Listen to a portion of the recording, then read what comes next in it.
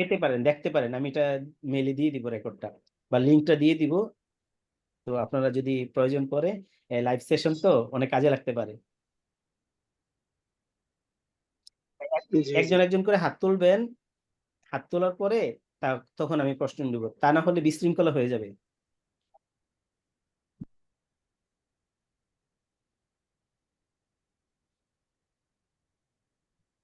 জি। ইউসুফ ভাই আপনি বলেন। জি। আমার প্রশ্ন হচ্ছে যে আমি 2018-19 থেকে 20-21 এই 3 বছর আমি জিরো রিটার্ন দিয়েছিলাম। হ্যাঁ, জি এরপরে 21 থেকে 24 মানে গত বছর পর্যন্ত 3 বছর আমার দেওয়া হয়নি, মাঝখানে 1 বছর চাকরিও ছিল না, যার কারণে দেওয়া হয়নি এটা। এখন এই বছর আমি গত বছর থেকে চাকরি করতেছি, যেখানে আমার ট্যাক্সেবল ইনকাম। এখন অনলাইনে আমি এটা অনলাইনে সাবমিট করতে চাচ্ছি, এখন এখানে কোনো সমস্যা হবে কিনা বা আগের গুলা কি করতে হবে? আচ্ছা, এটার উত্তর দিয়ে দিই। প্রথমত আপনি জি এই বছর অনলাইনে দিতে পারবেন, প্রিভিয়াস দুটো দিতে পারবেন না। প্রিভিয়াস দুটো দিতে হলে কি করতে হবে, আপনাকে অফলাইনে দিতে হবে। তবে আপনাকে প্রিভিয়াস দুটো দিয়েই আসতে হবে। তো অফলাইনে দেওয়ার ক্ষেত্রে অফলাইনে দিবেন, তবে সেক্ষেত্রে আপনি একটু রিস্ক ফ্রি থাকতে পারেন, কখন কোনো ঝামেলা হবে না। এই আইন অনুযায়ী মিনিমাম 1,000 টাকা একটা জরিমানা আছে। যদি আপনি চান যে জি আমি কোনো ঝামেলায় পড়বো না, এটা যদিও ডিসিটি নির্ধারণ করে, যখন দেখবে যে আপনি 1,000 টাকা দিয়ে দিচ্ছেন জরিমানা হিসেবে, তখন আর কোনো প্রশ্ন করবেন জি। আর, মানে কেসাইতে যাবে না। তো যেহেতু আপনি নিজে আচ্ছা। সারেন্ডার মেনে দিচ্ছেন, সেই হিসেবে যদি আপনি দুইটা রিটার্নে, যেহেতু ট্যাক্স নাই, ট্যাক্স থাকলে ইন্টারেস্ট আসতো, আপনি মিনিমাম ইনকাম দেখিয়ে, জি জি মানে 3.5 লাখ টাকার কম দেখিয়ে, 2 বছর তো ওই একবার 3 লাখ টাকা আছে, এর কম দেখিয়ে আপনি দুইটা ম্যানুয়ালি রিটার্ন সাবমিট করে দিবেন, আর একটা রানিং যেটা, সেটা অনলাইনে সাবমিট করে দিবেন। আর যদি আপনি মনে করেন যে আমি ট্যাক্স দিব না, এমনি এমনি রিটার্ন সাবমিট করে দিব, অবশ্যই পারবেন। মেলাতে গিয়ে, আচ্ছা। এখন তো মেলা চলতেছে, আপনার সংশ্লিষ্ট জি সার্কেলে গিয়ে জমা দিয়ে আসবেন। জমা দিয়ে এসে তারা হয়তো সাময়িক নিয়ে নিব, যদি তারা প্রবলেম ফেস করে, মানে দেখে, তখন হয়তো আপনাকে ফোন দিতে পারে বা চিঠি দিতে পারে, আর না হইলে নাও হইতে পারে। এখন আপনি দুইটা অপশন আছে, যেটা আপনার সুবিধা সেটা করুন। আপনার দ্বিতীয় প্রশ্ন থাকলে করেন। জি, আমার দ্বিতীয় প্রশ্ন হচ্ছে, আমার তো এবার দেওয়াই লাগবে ইনকাম ট্যাক্স, আমার অলরেডি অফিস থেকে কেটেও নিয়েছে। জি। এখন আমার পৈতৃক এই সম্পত্তি হিসাবে আমার বাবার থেকে কিছু আমি জমি পেয়েছি, এইটা এখন আমি অ্যাড করব কিভাবে? এটা কি মূল্য দিয়ে অ্যাড করব নাকি মূল্য ছাড়া?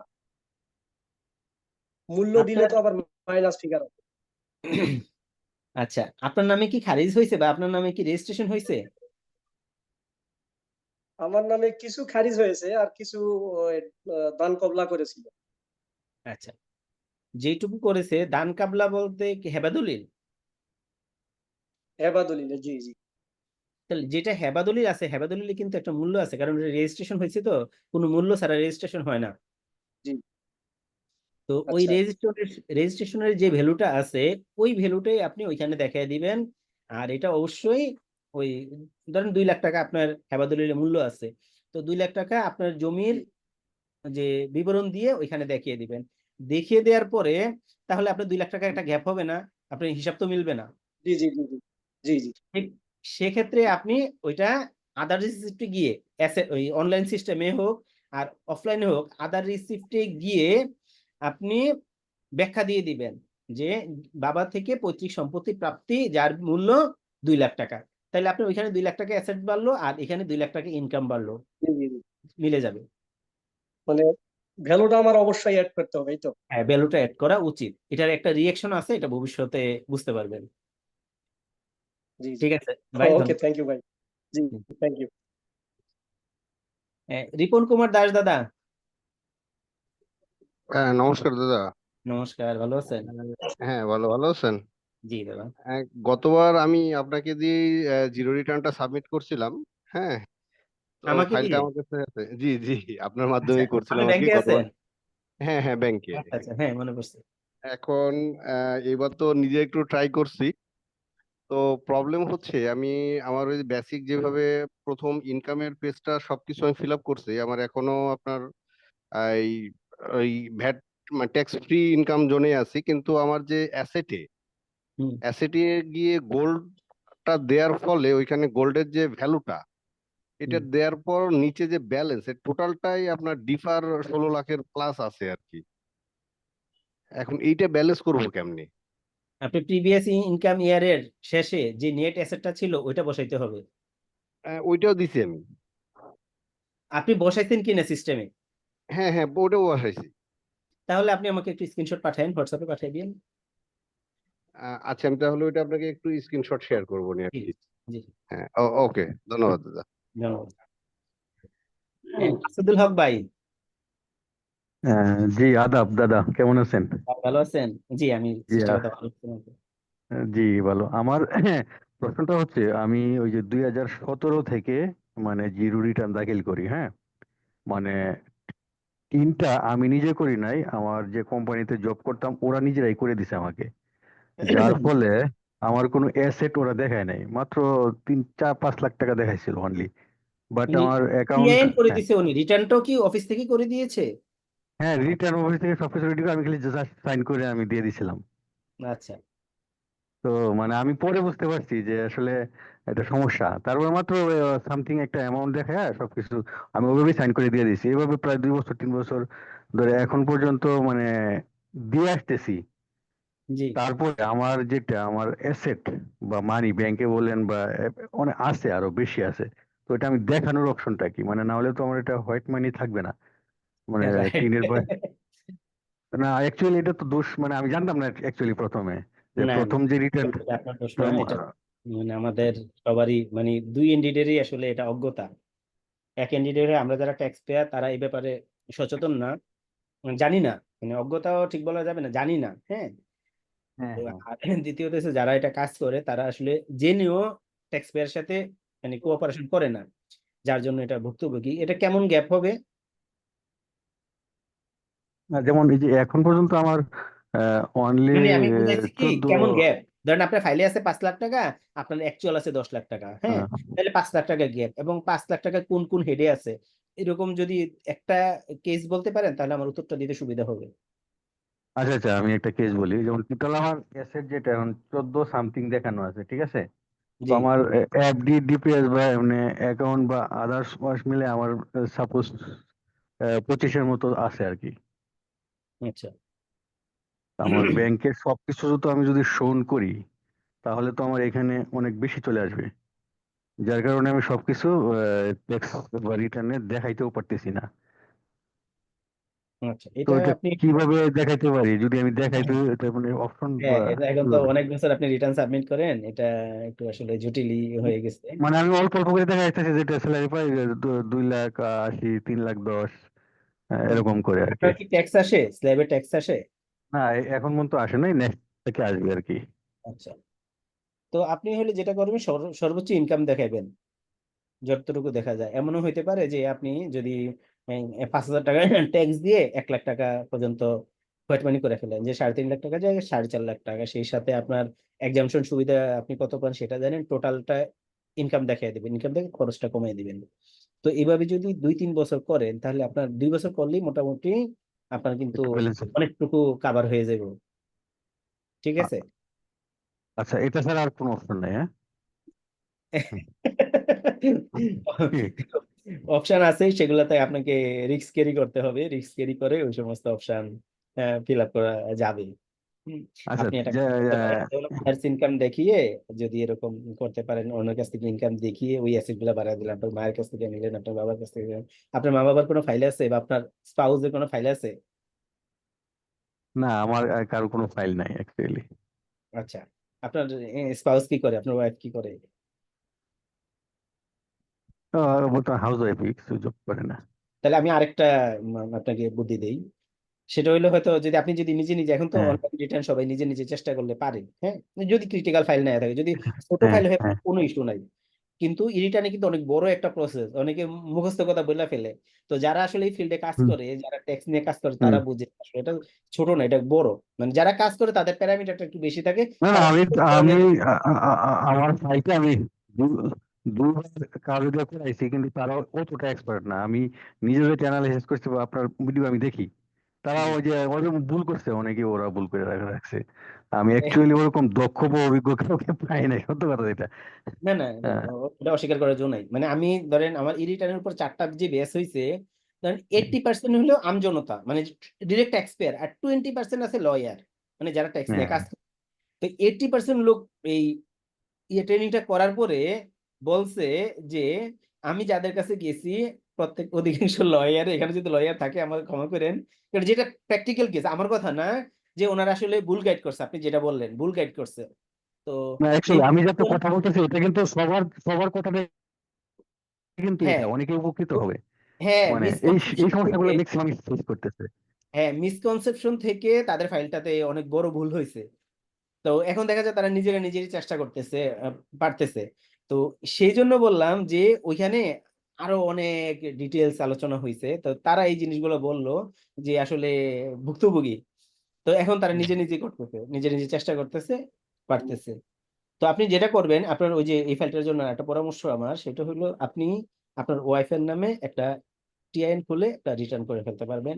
আপনার ওয়াইফের এজ যদি ধরেন 20+ হয় বা 30 হয়, 25 যা হয়, বয়সের উপর ডিপেন্ড করে একটা মানুষ কতদিন পর্যন্ত ইনকাম করতে পারে। তো ওই রকম বিভিন্ন খাত থেকে ইনকাম দেখানো যায়। আর আচ্ছা, মহিলাদের জন্য তো নর্মালি পুরুষদের তুলনায় 50,000 টাকা বেশি। এবং ধরেন হুম, এগ্রিকালচার ইনকাম, তারা যদি গ্রামে থাকে হাঁস মুরগি পালন করতে পারে, হ্যাঁ, হুম, তারপরে হুম, অন্যান্য কিছু করতে পারে, টিউশনি করতে পারে, সেলাই কাজ করতে পারে, ওই সমস্ত খাত থেকে ইনকাম দেখে 2 4 5 বছরের 7 বছরের একটা সেভিংস দেখাইলেন। সেভিংস দেখে তার ফাইলে নিয়ে আসলেন। তার ফাইলে এনে তার ফাইলেও আপনার ওনার ফাইল থেকে আপনাকে ট্রান্সফার দিলেন, আর আপনার ফাইলে রিসিভ করলেন। যদি উনি আপনাকে 10 লাখ টাকা দেয়, হুম। ওনার ফাইলে থাকলো, আপনার ফাইলেও থাকলো। মানে ও, দুইটা ফাইল আইন অনুযায়ী হ্যাঁ, দুইজনের ফাইলে থাকতে হবে। দুইজনের ফাইলে থাকলে আর কেউ মামলা খাবেন না। যে এ- এ- স্বামী স্ত্রী, হ্যাঁ, মা বাবার সাথে সন্তান, হ্যাঁ, এরা হ্যাঁ, হলো এই মানে গিফট দিতে পারে, দান করতে পারে। তবে থ্যাংক সবথেকে হ্যাঁ, থাকবে।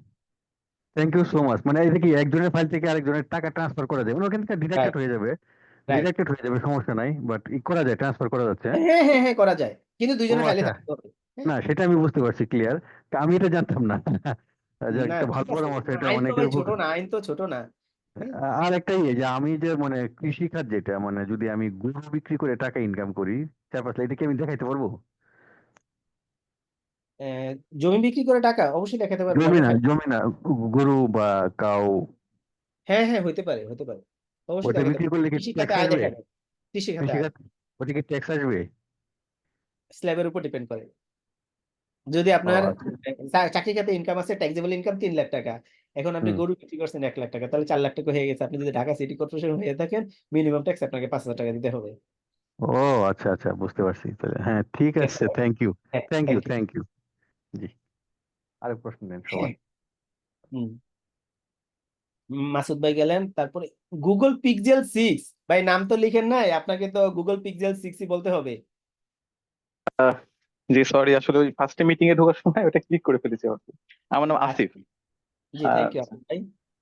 জি আমি প্রশ্ন হচ্ছে যে আমার রিটার্নের গত বছর মানে বিগত সব রিটার্নে আমি স্বর্ণ দেখানো হচ্ছে 16 ভরি। তো ওখানে দাম লেখা আছে 8 লাখ টাকা গত 2 বছর রিটার্ন এরকম। তো জি এইবার যদি আমি রিটার্ন ফিল আপ করি, তো এটা কি আপনার ওই 8 লাখই দেখাইতে হবে, মানে 16 ভরি দেখাতে চাচ্ছি। তো দামটা কি আগের 8 লাখ এবারও 8 লাখ দেখাবো নাকি বর্তমান প্রাইস দেখাবো? না না, আগেরটাই, মানে আগে আপনার ফাইলে যা দেখানো আছে এবার সেম আসবে। এখন এমন আচ্ছা। হতে পারে আগে 16 ভরি আপনার 8 লাখ টাকা দেখানো আছে, হুম, এই বছর এসে আপনার কি আরো 1 ভরি যোগ হইলো, বর্তমান মার্কেট ভ্যালু ধরেন 1.5 লাখ টাকা, তখন হুম। ওই 8 লাখের সাথে এই 1.5 লাখ যোগ হবে, তাহলে 9,50,000, 17 ভরির দাম 9,50,000 হয়ে যাবে। আচ্ছা আচ্ছা, এটা কি আলাদা আলাদা করে দেবো না আমি টোটালি অ্যাগ্রিগেটেড এখন আপনি যদি অফলাইনে দেন সেক্ষেত্রে তো আপনাকে একবারে অনলাইনে? দেখার কোনো গতি নাই, আর অনলাইনে দিলে আলাদা আলাদা রো অ্যাড করা যায়, তখন আপনি আচ্ছা আচ্ছা, আলাদা আলাদা দিতে পারবেন। বুঝতে কিন্তু পেরেছি, সামারিটা, রিটার্নের সামারিটা কিন্তু একটাই দেখাবে, হ্যাঁ, একটা রোই বুঝতে দেখাবে। পেরেছি।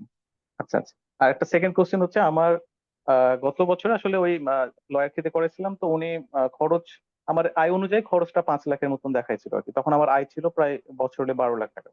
জি এবার আমার আয় সবকিছু বেড়ে মোটামুটি 18 লাখের মতন এসছে। তো হুম। সেই ক্ষেত্রে আমি এক্সপেন্স কি 5 লাখের থেকে আমি মানে লাভ দিয়ে 14 লাখ দেখাতে পারবো কিনা এক্সপেন্স? আচ্ছা, এটা আসলে ডিপেন্ড করতেছে 14 লাখ আপনি হঠাৎ করে কোন খাতে দেখাবেন। ধর যদি কোনো আপনি মেডিকেল এই বছরে আপনি আমি উদাহরণ দিচ্ছি, যদি এই বছর আপনি বিয়ে করে থাকেন বা আপনার একটা বিবাহ বার্ষিকী কোনো উৎসব পালন করেন, সেক্ষেত্রে আপনার হইতে পারে আপনি দান বেশি আচ্ছা করছেন, এইরকম হইতে পারে। তো সেটা অবশ্যই মিলায় রাখেন। আর আপনার যদি নর্মালি যদি আমাদের 4 কোটি টাকা ক্রস না করে অ্যাসেটস এর ভ্যালু, তাহলে তো আর কোনো ইস্যু নাই। আপনি যদি ওই দিকে একটু খেয়াল রাখেন যে 4 কোটি ক্রস করলে তখন হয়তো সারচার্জ দেয়া লাগবে, না করলে তো সারচার্জ দেয়া লাগবে না, তাহলে আপনার অ্যাসেট বাড়তে পারে। আপনি 6 কোটি 7 লাখ দেখাইতে পারেন, 10 লাখও দেখাইতে পারেন, কারণ তো খরচ হয়ই, অসুবিধা নেই। ছোট একটা প্রশ্ন করে দিই তাহলে এই ফাঁকে, জি। সেটা হচ্ছে যে ওই যে একটা ইয়ে আছে, সেক্টর আছে যে লোন দেওয়ার ক্ষেত্রে, মানে আমার হিসাব মিলানোর ক্ষেত্রে তো একটু যেহেতু আমার এফডিআর বা ডিপিএস দিয়েও আমি হয়তো বা ওই গ্যাপটা পূরণ করতে পারছি না, মানে যে টোটাল ইনকাম মাইনাস এক্সপেন্ডিচার। তো আমি যদি লোন আমার ভাইকে দিই কোনো এনআইডি ছাড়া, ধরেন 2 লাখ 3 লাখ, মানে জাস্ট একটু র্যান্ডম বসায় দিলাম আর কি, এটা পসিবল? এইটুকু হয়, এইটুকু অসুবিধা নেই। আপনি 5 লাখ টাকার নিচে পর্যন্ত লোন দিতে পারেন। আচ্ছা, ঠিক আছে, thank you, thank you. Faisal Ahmed ভাই, জি, থ্যাংক ইউ দাদা। ভালো গুড ইভিনিং। আছেন? জি, জি আছে দাদা, আমি হচ্ছে আহ, একটা প্রশ্ন করতাম, সেটা হচ্ছে আমার এই গত লাস্ট যেটা আমি রিটার্ন সাবমিট করছি, সেখানে আমার সম্পদ দেখানো আছে এই যে আমি অফলাইনে দিছিলাম আর কি, জি।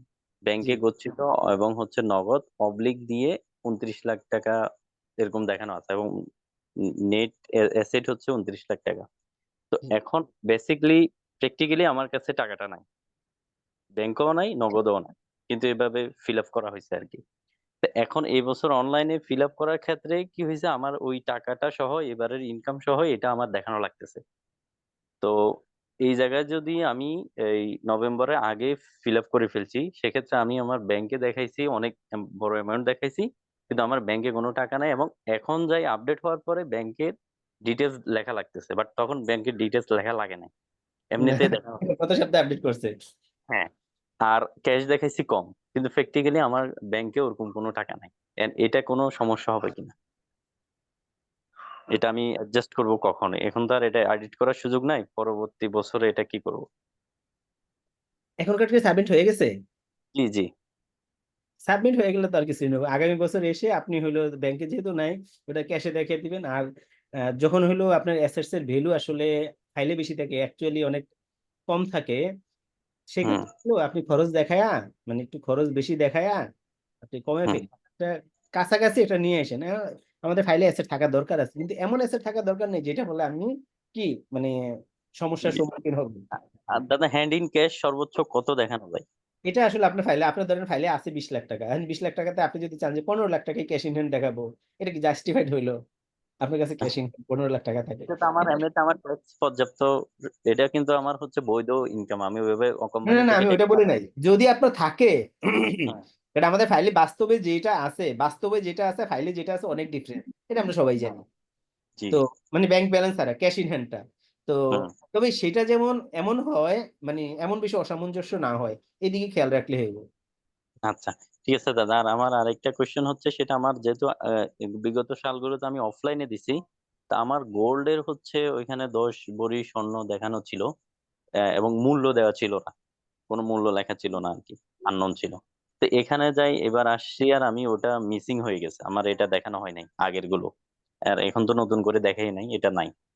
তো এটা আসলে কিভাবে এখানে কি করবো? এটা কি গিফট দিয়ে ওইভাবে ইয়ে করে দেব যদি মানে পরবর্তী? দেখানি না এই বছর, এটা সাবমিট হয়ে গেছে। জি জি, সাবমিট হয়ে গেছে, কিন্তু আগের বছর গুলোতে আমার 10 ভরি দেখানো ছিল আর কি। তো আগামী বছর এসে আবার যখন দিবেন তখন আবার অ্যাড করে নিয়ে নেবেন। যদি ধরে, এখানে মূল্য যেহেতু আমার মূল্য আগে ছিল। যেহেতু নাই, মূল্য দিয়েন না, নেক্সট বছর দিলেও মূল্য দিবেন না, শুধু কোয়ান্টিটিটা দিয়ে দিবেন। আচ্ছা। কোয়ান্টিটি দিয়ে সাবমিট করে দিবেন, ধরলে বলবেন যে ভাই গত বছর মিসিং হয়েছিল, এটা ছাড়া কোনো সারেন্ডার মানা ছাড়া কোনো গতি নেই, যেহেতু আপনার এটা ভুল, কারণ এর আগেও ছিল। ঠিক আছে ভাই? আহ, জি, ঠিক আছে, থ্যাংক ইউ ভাই। Thank you, thank you. তারপরে স্যামসাং A135, ভাই নামটা দিলে ভালো হয়, আপনাকে তো মোবাইল কোম্পানির নাম ধরে ডাকতে হইতেছে। সমস্যা নেই। আসসালামু আলাইকুম। ওয়ালাইকুম সালাম, ভালো আছেন? জি, আমার নাম মোহাম্মদ মামুন হোসেন। আমি একটি কোঅপারেটিভ ব্যাংকে কর্মরত আছি। ফাইন। মূলত 2022 সাল থেকে আহ, আমি ইনকাম ট্যাক্স সাবমিট করি অফলাইনে। 2 বছর দিয়েছি, বাট এবার তো নিয়ম করছে ব্যাংকের ক্ষেত্রে, যদিও আমরা কোঅপারেটিভ বাংলাদেশ ব্যাংকের আন্ডারে নয়। তারপরেও বলা হয়েছে যে সকল ব্যাংক কর্মকর্তাদের অনলাইনে সাবমিট করতে হবে। তো আমি তো এবার ফার্স্ট টাইম সাবমিট করব অনলাইনে। তো অফলাইনে যেটা করছি সেটা আমি নিজেই করেছি ২ বছর হয়তো কারো হেল্প নিয়ে। সেক্ষেত্রে এবার কোঅপারেটিভ অনলাইনে ব্যাংকে আছেন কিভাবে ভাইয়া? জি, ভাইয়া কোন কোঅপারেটিভ ব্যাংকে আছে? জি ঢাকা মার্কেন্টাইল কোঅপারেটিভ ব্যাংক। আচ্ছা আচ্ছা, কোন শাখায়? পাবনা শাখায়। ও আচ্ছা, আমিও সেম সেম প্রতিষ্ঠানেই আছি। কো কোন শাখায় আছেন? আমি আগ্রাবাদ চট্টগ্রাম। ও আচ্ছা। ঠিক আছে, প্রসিড করেন। কে বল কে বলছিলেন সেটা আমাকে একটু পরে নক করবেন। রিয়াদ ভাই না? পার্সোনালি নক দিয়ে নেন, আপনারা পার্সোনালি নক দিয়ে নেন, জি, হ্যাঁ, পার্সোনালি জি, চ্যাট করতে পারবেন। যে জি। প্রশ্নটা দাদা করেছেন আরেক যে কথাটা বলতে চাচ্ছিলাম সেই কথাটা হচ্ছে আমি নিজে, নিজে যেহেতু করেছিলাম ফাইলটা নিজে, নিজে করার কারণে আমি ওই যে এর আগের যে পার্সনটা বলল সে সেম কাজই হয়েছে যে স্বর্ণ যেটা দেখাইছি সেটা গিফট বাবদই দেখানো হয়েছে এবং ক্যাশ ইন হ্যান্ড আমার যত আছে তার চেয়ে অনেক বেশি দেখানো আছে। সেক্ষেত্রে কোনো সমস্যা আছে কিনা বা ক্যাশ ইন হ্যান্ড কতটুকু রাখা আসলে যুক্তিসঙ্গত? না, এটা তো বললামই, এটা আসলে যুক্তিসঙ্গতটা ওইভাবে আপনার ফাইলে যদি দেখা যায় যে 20 লাখ টাকা আসছে, 20 লাখ টাকার মধ্যে 18 লাখ আপনার ক্যাশ আছে, এটা কি আসলে জাস্টিফাইড? আপনার কি ক্যাশ ইন হ্যান্ড 18 লাখ টাকা আছে? এটা জাস্টিফাইড না। আপনার ফাইলে 20 লাখ টাকা আছে, 20 লাখ টাকার মধ্যে এমন হয় 6 লাখ, 7 লাখ, 8 লাখ টাকাও হইতে পারে যে ঠিক আছে এটা আছে। মানে এরকম ভাবে এটা দেখাতে পারেন। ওই আহামরি দেখাইলে এটা আসলে যদি কখনো হয় তো এটা জাস্টিফাইডেবল না। আমাদের ওই যে আইনে বলা আছে যে আসলে এটা কি ভিত্তি থাকতে হইবে এবং জাস্টিফাইডেবল হইতে হইব। তো কত এটার কোনো লিমিটেশনস নাই আসলে। হ্যাঁ? যার ১ কোটি টাকা আছে সে তো 20 লাখ টাকা 25 লাখ টাকা দেখাইতেই পারে। ইস্যু নাই। জি, কিন্তু যার 20 লাখ টাকা আছে 20 লাখ টাকার মধ্যে যদি মনে করে যে 18 লাখ 20 লাখ নিজেই দেখাবে তাহলে এটা হয়ে যায়। এরকম ভাবে মেকানিজম করে দেখেন। 20, 30, 40% অনেক সময় হইতে পারে। কিন্তু এটা কোনো নির্দিষ্ট কোনো আইন নাই, হ্যাঁ? আরেকটা বিষয় ছিল সেটা হচ্ছে দাদা আমি যেহেতু অনলাইনে ফুল সাবমিট করতে চাচ্ছি সেক্ষেত্রে আপনার কোনো ফুল একদম কমপ্লিট কোনো ভিডিও আছে কিনা বা এরকম কিছু দেখে আমি কোনো কিছু শিখতে পারবো কিনা নাকি আপনার কোনো ক্লাস আছে কিনা আমি সবই অ্যাকচুয়ালি আছে, আপনাকে সবই আছে।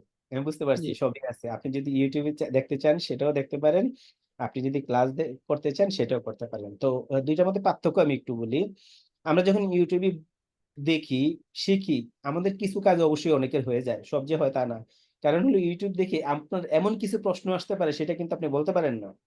জি আর YouTube এ মার্কেটে যেটা আছে আমার জানা মতে সেটা হলো ওনারা ছোট, ছোট টপিকস নিয়ে ছোট, ছোট ইস্যু গুলো মানে সহজ জিনিসগুলো তুলে ধরে। যেগুলো এক্কেবারে জি সহজ। কিন্তু যেই ফাইল ক্রিটিক্যাল এগুলো কিন্তু ইউটিউবে সবাই তুলে ধরে না। আর যারা দেয় সব কিন্তু এক্সপার্ট না। হ্যাঁ? এই জি একটু জানে এই একটু দিয়ে দিলাম, একটু ভিউয়ার হইলো এই টাইপের জিনিস। কিন্তু আপনি যখন ক্লাস করবেন, আমরা সবাই তো এখানে শিক্ষিত। এটার কোনো মিস নাই। জি আমরা যখন আসলে ফিজিক্যালি ক্লাস করব বা অনলাইনে যেখানেই ক্লাস করব, এটা কিন্তু ইফেক্টিভনেস অনেক বেশি হয়।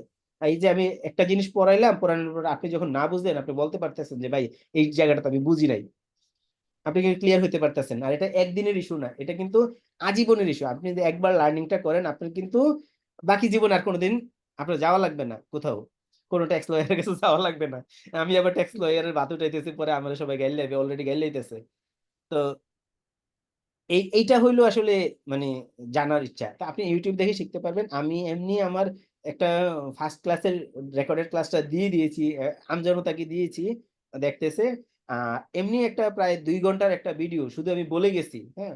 এই বেসিক নলেজ দিয়েছি ট্যাক্সের সেই সাথে ১ ঘন্টার উপরে শুধু আমি ৭ টা খাতের ইনকাম নিয়ে যতটুক বিস্তারিত আলোচনা করা যায়, মানে আমার অভিজ্ঞতার আলোকে সর্বোচ্চ মার্কেটের মতো না, সর্বোচ্চ দিয়েছি সেটা হয়তো আগামীকালকে হয়তো আমি পোস্টটা দিব। পোস্টটা দিলে সেখান থেকে আপনি দেখে নিতে পারেন।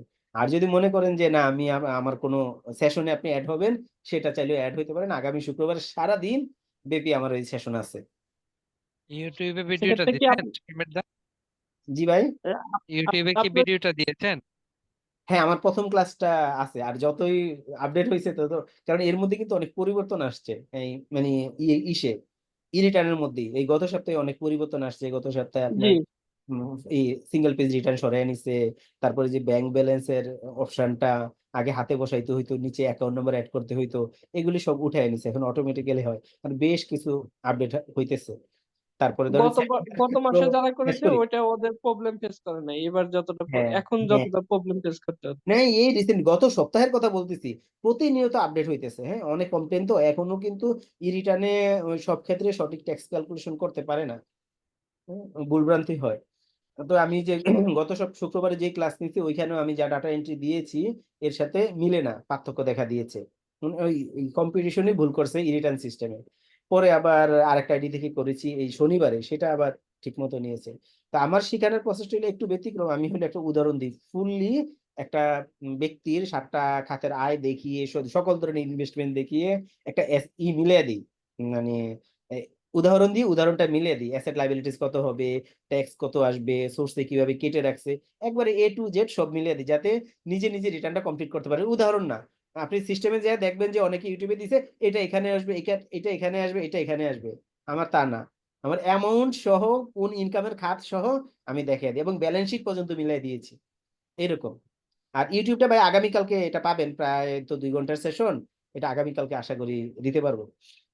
আমি দাদা গত আপনার রেকর্ড করছি। ক্লাসটা কি শুধু শুক্রবারে একদিন করলে আপনার কি পুরো কোর্সটা হ্যাঁ একদিন, কমপ্লিট হবে কিনা? হ্যাঁ একদিনে আমার 7 ঘন্টা লাগে এই সেশনটা শেষ করতে। আমি শুধু ই রিটার্ন প্রসেসই দেখাই তা না কিন্তু, আমি হলো পার্সোনাল ট্যাক্স ম্যানেজমেন্ট সম্পর্কে আগে ধারণা দিই। আপনি যদি কিছু বেসিক না জানেন, এই ই রিটার্নটা কি, আপনার ট্যাক্স রিটার্নটা সাবমিট করা, এখন যদি এই ইনকাম ট্যাক্স সম্পর্কে আপনার ন্যূনতম ধারণা না থাকে, যেইগুলো না হইলে তাহলে তো আপনি প্রপারলি সাবমিট করতে পারবেন না, সে না, আপনার একটু তো বুঝতেই পারে। আছেই, যেহেতু বিবিএ করা এমবিএ করা কমার্সেই প্রথম থেকে একটু ধারণা আছে আর কি। আপনার ভাই সবার তো ধারণা নেই, আর্টসের না না না, ঠিক আছে। সেই জন্য আর কি আহ, প্রথম 1 ঘন্টা আমার ওই বেসিক ধারণা দেওয়া হয়, যাতে করে সে পরে বুঝতে পারে। এই জন্য আর কি আচ্ছা, সময় বেশি লাগে। আরেকটা বিষয়, ধরেন শুক্রবারে আপনার সেশনে আমি পার্টিসিপেট করলাম, বাট লং টাইম যেহেতু, সেক্ষেত্রে একত্রে তো আহ, স- সময়টা দেওয়া সম্ভব না, সেক্ষেত্রে কি ওটা কি রেকর্ড হ্যাঁ হ্যাঁ, তা প্রতিটা থাকবে ক্লাসে টাইম রেকর্ড থাকে ভাই, প্রতিটা ক্লাসে। এই যে আপনাদের সাথে কথা বলতেছে এটাও রেকর্ড আছে, এটাও আপনাদেরকে দিয়ে দিব, হ্যাঁ মেইলে দিয়ে দিব। আচ্ছা, আরেকটা বিষয় হচ্ছে, সেটা হচ্ছে আমার ওয়াইফ হচ্ছে প্রাইমারি স্কুলে জব করে। ওকে আমি আজকে জিজ্ঞেস করছিলাম যে তোমাদের ফাইল কবে সাবমিট করতে হবে বা এই ধরনের কিছু কিনা। ওদের কিন্তু মান্থলি একটা ওরা সাবমিট করে, এবং ওদেরকে নাকি রিসেন্টলি বলছে হচ্ছে একটা সম্পদের বিবরণী নাকি দিতে বলছে। হ্যাঁ আমি বলে এটা দিই, অ্যাকচুয়ালি জি, কি এটা হলো, করতে হবে? এটা এটা একটা আর্থিক বিবরণী, একটা জমা দিতে হয়। আমি তো এগুলো নিয়ে কন্টিনিউয়াসলি আছি, সরকারি জি, চাকরিজীবী তো এবার বেশি প্রেসার, এবং আমার ওয়াইফও প্রাইমারি স্কুলের টিচার। তো আচ্ছা, এই এবার হইলো এই আইনটা করছে যে সবাইকে আর্থিক বিবরণী দিতে হবে, এবং বিভিন্ন প্রতিষ্ঠানে বিভিন্ন ডেট দিয়ে দিতেছে, এই প্রতিষ্ঠানের জন্য এই তারিখ, এই প্রতিষ্ঠানের জন্য এই তারিখ, এটা দিতে হবে। তবে এটা দিতে গেলে আপনি যেটা করবেন, আগে personal tax return fill up করবেন, এটা সবার উদ্দেশ্যে, সবার এটা কাজে লাগবে। Personal tax return fill up করবেন 30 জুন 2024 পর্যন্ত, যেটা হবে ওইটা অনুযায়ী আপনারা ওই তথ্যটা ফিল আপ করে দিবেন। ওইটা যাতে ব্যতিক্রম না হয়, ব্যতিক্রম হইলে কিন্তু নিজেরা নিজের ফাঁদে পড়বেন, সেটা যেই ডিপার্টমেন্টেই হোক, গভর্নমেন্টের যেখানেই হোক। এবং তখন কিন্তু স্বামী স্ত্রী দুইজনের অ্যাসেট ওখানে দিতে হয়। ঠিক আছে ভাই, ধন্যবাদ। জি জি। হ্যাঁ, সমীর দা, আসসালামু আলাইকুম। আরে ভাই ওয়ালাইকুম আসসালাম, কেমন আছেন? ভাই একটু ব্যস্ত ছিলাম, এই জন্য আসতে পারি নাই, সরি ফর দ্য লেট। প্রথমেই আপনাকে ধন্যবাদ দিচ্ছি, একটি সুন্দর ক্লাস উপস্থাপন করছেন। আর আমি একটু পরিচয় দিয়ে নিই, যেহেতু গ্রুপে অনেকেই আছেন। আমি মোহাম্মদ আখতারুজ্জামান, সহকারী পরিচালক, আঞ্চলিক শ্রম দপ্তর, কুমিল্লা থেকে বলছি। আমার কথা শোনা যাচ্ছে? জি জি জি ভাই, শোনা যাচ্ছে। আচ্ছা, আমাদের সবকিছুই আমরা সঠিকভাবে মোটামুটি বুঝতে পারি, তবে কর পরিগণনার ক্ষেত্রে কিছু জিনিস আমাদের একটু মানে বোঝার বিষয়টা একটু মানে অস্পষ্ট রয়ে যায়। কর পরিগণনার ক্ষেত্রে মোট কর পরিমাণযোগ্য আয়ের উৎস, আরোপযোগ্য আয়কর, কর রেয়াত, এবং 14 নম্বর কলামে রোতে যেটা আছে, রেয়াত পরবর্তী প্রদেয় কর দায়। এখানে কি 12 থেকে 13 যে মাইনাস করতে হয়, এই মাইনাসের বিষয়টা একটু ক্লিয়ার না। এই বিষয়টা একটু জানতে চাচ্ছিলাম যে কিভাবে এই মানে মাইনাসটা, এটা কি 12 এবং 13 থেকে যে মাইনাসের বিষয়টা, এখানে দেখলাম যে মিলে কম, মানে এটা একটু মানে ডিফারেন্স আছে, এই ডিফারেন্সটা কেন বা কি কারণে? এটা তো আপনাকে প্র্যাকটিক্যাল সেশন দেখাইতে হইব। ও আচ্ছা আচ্ছা আচ্ছা আচ্ছা, এটা হলে প্র্যাকটিক্যালি দেখাইতে হবে না? হ্যাঁ হ্যাঁ, এটা মানে কোনোভাবে কম্পিটিশন আমরা এটা মিলাতে পারি না।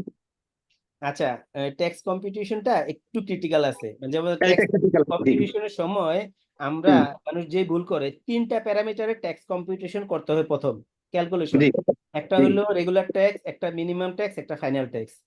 হ্যাঁ, আচ্ছা গভর্নমেন্টকে আচ্ছা, সবসময় যেটা বেশি হয় সেটা দিতে হয়।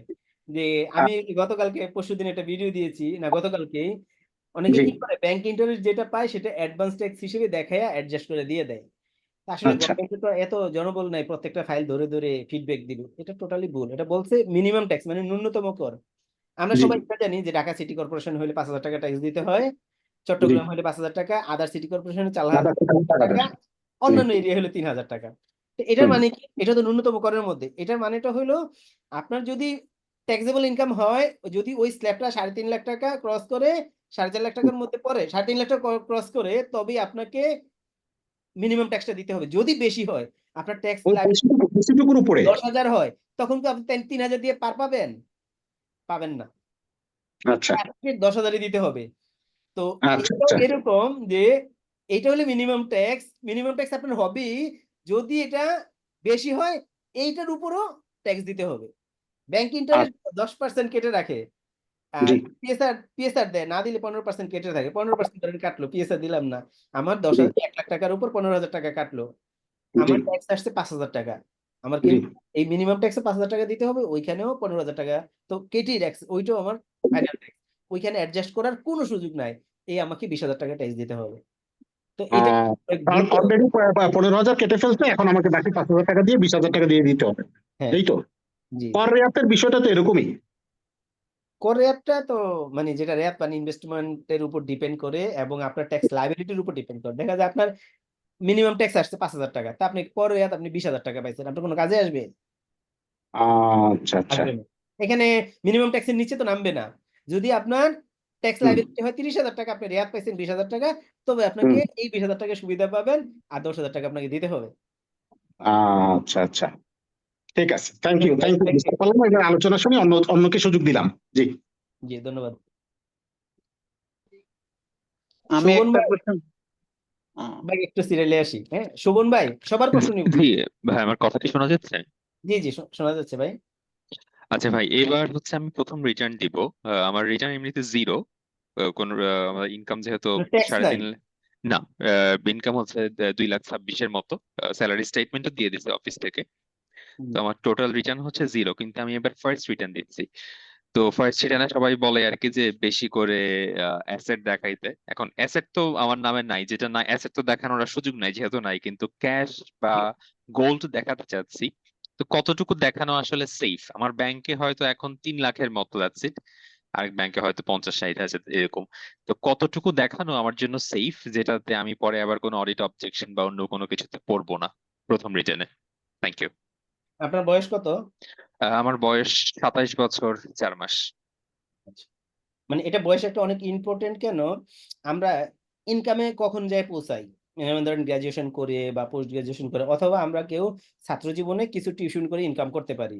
জি। তো এই যে বয়সটার উপর একটা গুরুত্বপূর্ণ ইম্প্যাক্ট ফেলে। এখন দেখা যায় যে আপনি ইনকাম দেয় আপনার ফাইলে 20 লাখ টাকা দিয়ে দিলেন। তো 20 লাখ টাকা দিয়ে দিলে কি হবে? ইম্প্যাক্টটা কিভাবে পড়বে? আপনি কত বছর থেকে ইনকাম করছেন? তাহলে আমার আপনি ওই এইচএসসি বছরগুলাকে 2016 সালে, দেখবেন। তো আমি যদি দেখেছি 2016 থেকে টিউশন করাচ্ছি, 16 থেকে 2024 এরকম পর্যন্ত, সেটা অনুসারে আমি কতটুকু দিতে পারি আর কি। আর চাকরি আমার চাকরিতে জয়েন করলাম গত বছর নভেম্বর ডিসেম্বরে। 1 বছর। যদি আমরা অত বছর চিন্তা করি, আমরা 8 মাস হাতে 7 পেয়েছি। মাস জি জি। 8 মাস, আচ্ছা, নভেম্বর ধরলে ঠিক আছে। সেক্ষেত্রে আপনি দিতে পারেন ওই যে, যদি 16 ইন্টারমিডিয়েট পাস করছেন, এখানে 7 বছর, 7 বছরে যদি 7 বছর না এরকম 17, 18, 19, 20, 21, 22, এটা তো 23, 6 বছর। 6 বছরে যদি আপনি 1.5 লাখ টাকা ইনকাম সেভিংস করতে পারেন, তো 9 লাখ টাকা আপনার হইতে পারে ওদিকে। আর এই বছরে যা ইনকাম ওইখান থেকে যদি করে 10-12 লাখ টাকা হইলে অনেক বেশি রিস্ক কাভার করবে না আপনার, এটা চলে। আচ্ছা। এর মধ্যে আহ, আপনার ব্যাংকে ব্যালেন্স আছে। হ্যাঁ, সাড়ে আচ্ছা, তিন তাহলে 4 লাখ টাকার মতো। তাহলে কি মানে 12-15 লাখ দেখানো সেফ, এটা বলছেন? 15 লাখ দেখা খুব এক্সট্রিম লেভেলে হয়ে যায়। আচ্ছা আচ্ছা আপনি না আমাদের তো আসলে আমার ভার্সিটিতে অ্যাডমিশন সিজনে মানুষ আরো মানে অনেকে অনেক বেশি ইনকাম করে তো হইতে পারে এই যে ওই হিসেবে চিন্তা করে আর কি। না এখন ওই যে আমি বললাম আপনার অ্যাসেট তো ব্যাংকে আছে 3.5 লাখ টাকা, আপনি যদি 15 লাখ টাকা অ্যাসেট দেখান তাহলে বাকি 11.5 লাখ টাকা আপনি ক্যাশ ইন হ্যান্ড দেখাবেন। তো জি এখন আপনার ফাইলে যে 15 লাখ টাকা আছে তাহলে আপনাকে এই যে 11.5 লাখ টাকা ক্যাশ ইন হ্যান্ড দেখাবেন, এটার আসলে ভিত্তি কতটুকু? এই জন্য বললাম ওই যে কয়েকজনই এটা নিয়ে আসলে প্রশ্ন করছে, এবং সামনে আরো আসবে ক্যাশ ইন হ্যান্ড কত দেখাবেন, একটু সামঞ্জস্য রেখে ক্যাশ ইন হ্যান্ড দেখায়েন, তাতে করে এই মানে ই হবে না, এর কোনো রিস্ক কেরি হবে আচ্ছা না। আর ব্যাংক স্টেটমেন্টটা দেওয়া কি ম্যান্ডেটরি আমি যে সাথে ই রিটার্নে ব্যাংক স্টেটমেন্ট দিতে হবে না, কিন্তু অফলাইনে আসলে দিতে হবে। আচ্ছা ওরা কি পরবর্তীতে আমি ব্যাংক স্টেট মানে তাহলে ওরা কিভাবে যাচাই করে যে আমি ব্যাংকে যত দেখাচ্ছি আমার ব্যাংকে তত আছে কিনা এটা ওরা কি কিসের মাধ্যমে যাচাই করে? অনলাইনে অনলাইনে জি অনলাইনে।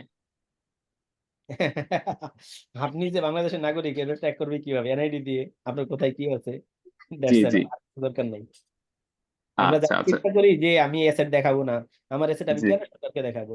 আমি জি যদি আমার মায়ের পেটে জন্ম হয়ে আমি মাকে বলি এই উল্টাপাল্টা কথা বলি, তাহলে হবে? হবে না। তো এরকম আসলে আমরা এনআইডি দিয়ে গভর্নমেন্ট সব তথ্য আমাদের বের করে দেয়। অলরেডি অনেক কিছুতে কিন্তু এপিআই দিয়ে কানেক্ট হয়ে গেছে, কারণ আমার মোবাইল নাম্বারে এসএমএস টা কিভাবে আসে? কানেক্ট হয়েছে এপিআই দিয়ে, কারণ এনবিআর এর কাছে তো মোবাইল নাম্বার থাকার কথা না, জি থাকার কথা নির্বাচন কমিশন অফিসের কাছে, হ্যাঁ, বা ওই ইগুলাতে। তো ওই কিভাবে পায়? এপিআই দিয়ে কানেক্ট, সঞ্চয়পত্র নাম্বার দিলে সঞ্চয়পত্র চলে আসে, তো কি পরিমাণ ইন্টারেস্ট পাইছি, কি পরিমাণ ট্যাক্স কাটছি, শুধু নাম্বার দিলে হয়ে যায়। তাও আমার আইডিতে, আমি যদি আমার আইডিতে ঢুকে আরেকজনের নাম্বার দিয়ে আসবে না, আমি গাড়ির আচ্ছা নম্বর দিকে আমার সব শো করে, কিভাবে হইতেছে? আচ্ছা আমি জানতে চাই, বেশি দেখানোর ইম্প্যাক্টটা কি হয় পরে ওরা আমার কাছে জানতে চায় যে এই ক্যাশটা কোথায় বা এরকম কিছু, যদি ক্যাশে কেউ বেশি দেখায় এটার ইম্প্যাক্টটা কিভাবে পড়ে অডিট অবজেকশনে? এই যে এরকম পেশায় যে আচ্ছা আপনি এত টাকা কোথায়, এত টাকা দোকান, আপনার এত টাকা ফাইলে, ওই যে বললাম না একটু বলা আছে যে সেটা কি হইতে হইব, মানে যুক্তিযুক্ত হইতে হইব। তো যুক্তিযুক্ত ভাবে দিলে আর কোনো কমপ্লেক্সিটি ক্রিয়েট করে না। আচ্ছা আচ্ছা বুঝতে পারছি, Okay, ওকে right? ঠিক আছে, থ্যাংক ইউ। Thank you.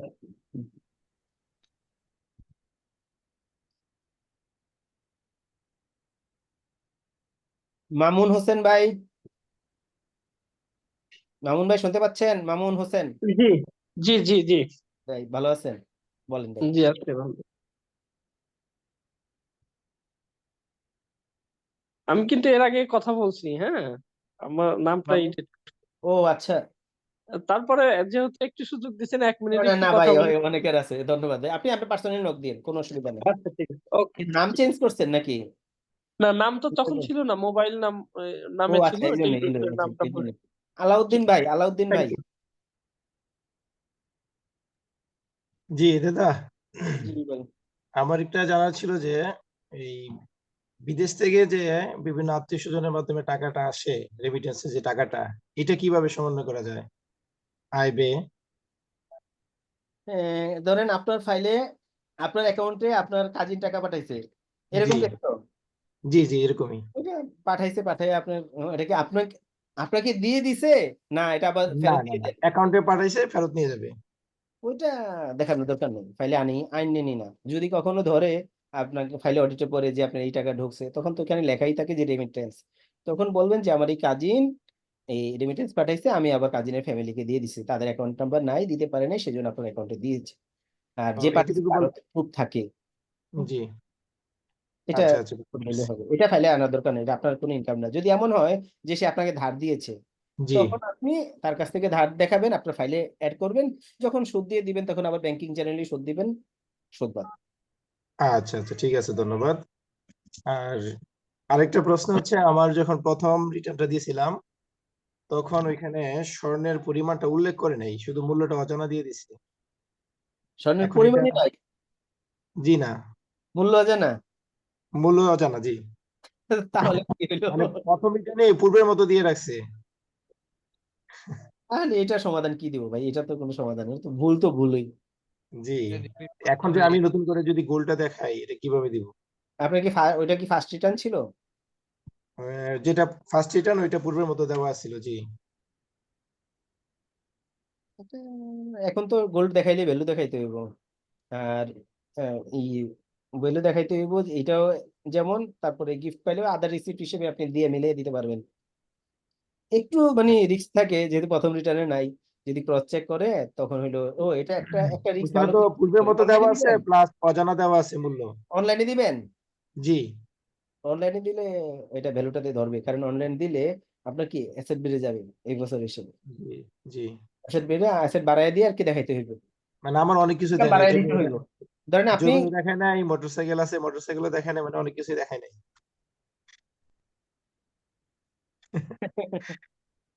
এইটা কমন প্র্যাকটিস ভাই, জি মিলে থেকে কাটায়া বুঝতে যেটাই পেরেছি। করেন করতে পারেন, অ্যাড করে দিতে পারেন, অ্যাড করে দিলে ওই ব্যাখ্যা দিয়ে দিয়ে সমীর দা, অনলাইনে তো আদার রিসিপ্টের ব্যাখ্যা দেওয়ার কোনো জায়গা আছে?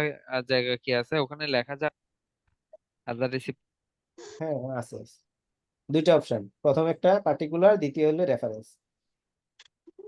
গোল্ডের ক্ষেত্রে কি করা যায়? আদার রিসিপ্টে ব্যাখ্যাটা কি দিব? এই যে প্রিভিয়াস ইনহেরিটেন্স দিয়ে দিয়েন, ইনহেরিটেন্স পৈতৃক সূত্রে প্রাপ্ত দিয়ে দিয়ে দিয়েন, আর একটু ব্যাখ্যা দিয়ে দেন যে আহ, আর যেহেতু প্রথম রিটার্ন দেখাই নাই এটাই দেখিয়ে দিয়েন, এই বস্তু দাদা দেখে যদি গিফটের জায়গায় ভ্যালুর জায়গায় জিরো দিয়ে দেই, জিরো তো ডিজিট দেওয়া যায়, ব্যাখ্যা দেয়, এবছর দিবেন না, সেক্ষেত্রে এখন কোনো রিটার্নে কোনো এই যে গোল্ড জিরো দিবেন না, জিরো দিলে ফাইল অডিটে পড়বে নিশ্চিত। আচ্ছা ঠিক আছে। সাজেদুর ভাই, থ্যাংক ইউ ভাই। ঠিক আছে, ধন্যবাদ। সাজেদুর রাজু ভাই। জি দাদা ভালো আছেন? আমি লাস্ট ক্লাসটা করেছিলাম আর কি রিটার্নের, হায়। তো ওখানে একটু সময় দিতে পারিনি, আমি কোশ্চেন করতে পারিনি। তো দাদা যে সরকারি চাকরিজীবীদের ক্ষেত্রে গ্রুপ ইন্স্যুরেন্স আর হচ্ছে বেনেভোলেন্ট ফান্ড, তো আমরা ইনভেস্টমেন্টে দেখাই ডিপিএস বা প্রভিডেন্ট ফান্ডের মতো। হ্যাঁ হ্যাঁ, ইনভেস্টমেন্ট তো হবে। সেই ক্ষেত্রে যখন আমরা অ্যাসেটের ভ্যালুয়েশন করি, ওই সময় হচ্ছে এই দুইটা দেখাই না, মানে এটা আমার আসলে আমি তথ্য ঘাটতি আছে কিনা আমি ক্লিয়ার হইতে পারতেছি, কি জন্য দেখাই না আর কি। ওইটা না দেখানোর কারণ হয়েছে ওখানে তো আপনি কোনো প্রুফ নাই, কোনো স্টেটমেন্ট নাই, এটা তো একবার দিয়ে দিচ্ছেন, এটা তো ফেরত পাচ্ছেন না, কিন্তু এই যে টাকাটা দিচ্ছেন, ও আচ্ছা আচ্ছা আচ্ছা। যদি যেমন আপনি প্রভিডেন্ট ফান্ডে দিচ্ছেন, আপনি জি প্রভিডেন্ট জি পেমেন্ট পাচ্ছেন, জি তাই না? জি জি কিন্তু জি। এটা দিচ্ছে না, এটা দেয় কোনো ওই যে বিভিন্ন বিপদ আপদে যে ও সহযোগিতাটা করে না, সেটার জন্য এটা ওয়ান কাইন্ড অফ ব্যয়। এই ব্যয়টা ওই যে ইনভেস্টমেন্টের যে সুবিধা আছে, দুইটা জি আছে, জি রিফান্ডেবল, একটা হলো দান, এটা হলো দান জি হিসেবে জি। যায়। আচ্ছা আচ্ছা আচ্ছা আচ্ছা। দাদা আরেকটা কোশ্চেন করি, সেটা হচ্ছে রিবেট নিয়ে আমি একটু খুব কনফিউশনের মধ্যে আছি। ক্লিয়ার হই, ওদিন ক্লিয়ার হয়েছিলাম, পরে আবার গুলাই ফেলাইছি। সেটা হচ্ছে আজকেও আমি একটা মানে রিটার্নের মধ্যে ইম্প্যাক্ট দিছিলাম। সেটা হলো আমার রিবেট পাইছি 6,500 টাকা, কিন্তু আমার ট্যাক্স ক্যালকুলেশন করার পরে ট্যাক্স আসছে 5,000 টাকা। সে রিবেটের পরিমাণ তো বেশি, ট্যাক্সের পরিমাণ কম, এইটা একটা। আর সেক্ষেত্রে দেখা যাচ্ছে আমার মিনিমাম ট্যাক্স চলে আসতেছে আর কি। আমার এলাকার মিনিমাম ট্যাক্স হচ্ছে 4,000 টাকা, এই একটা আসতেছে। তো আমি আবার কি করলাম, ট্যাক্স বাড়াই দেখলাম, আমার ট্যাক্স আসছে 10,000 টাকা। পরে আমি হচ্ছে 6,000 টাকা যখন রিপিট নিতেছি, তখনও দেখতেছি যে 4,000 টাকায় আমার মিনিমাম ট্যাক্স মানে শো করতেছে। মানে এখন আমি ইম্প্যাক্টটা বুঝতে পারতেছি না আর কি। হ্যাঁ, আপনাকে মিনিমাম ট্যাক্স দিতেই হবে। হ্যাঁ, আপনি যদি রেয়াত করে পান কখনো পুরো মানে কম দিতে পারবেন না, মিনিমাম ট্যাক্স যেটা সেটা থাকবেই। এই যে একটু আচ্ছা। আগে মিনিমাম ট্যাক্স আপনাকে দিতেই হবে। আপনার ধরেন ট্যাক্স আসেই নাই, আপনি রেয়াত হ্যাঁ পাইলে হ্যাঁ। তো কোনো কাজে আসবে আসবে না। তো না না। ট্যাক্স লাইবিলিটি যেটা হবে রেয়াত বাদ দেওয়ার পর মিনিমাম ট্যাক্স যেটা সেটা দিতেই হবে ভাই, এটা ছাড় পাবেন না, এর নিচে নামবে না। আচ্ছা ঠিক আছে দাদা, ধন্যবাদ। ধন্যবাদ।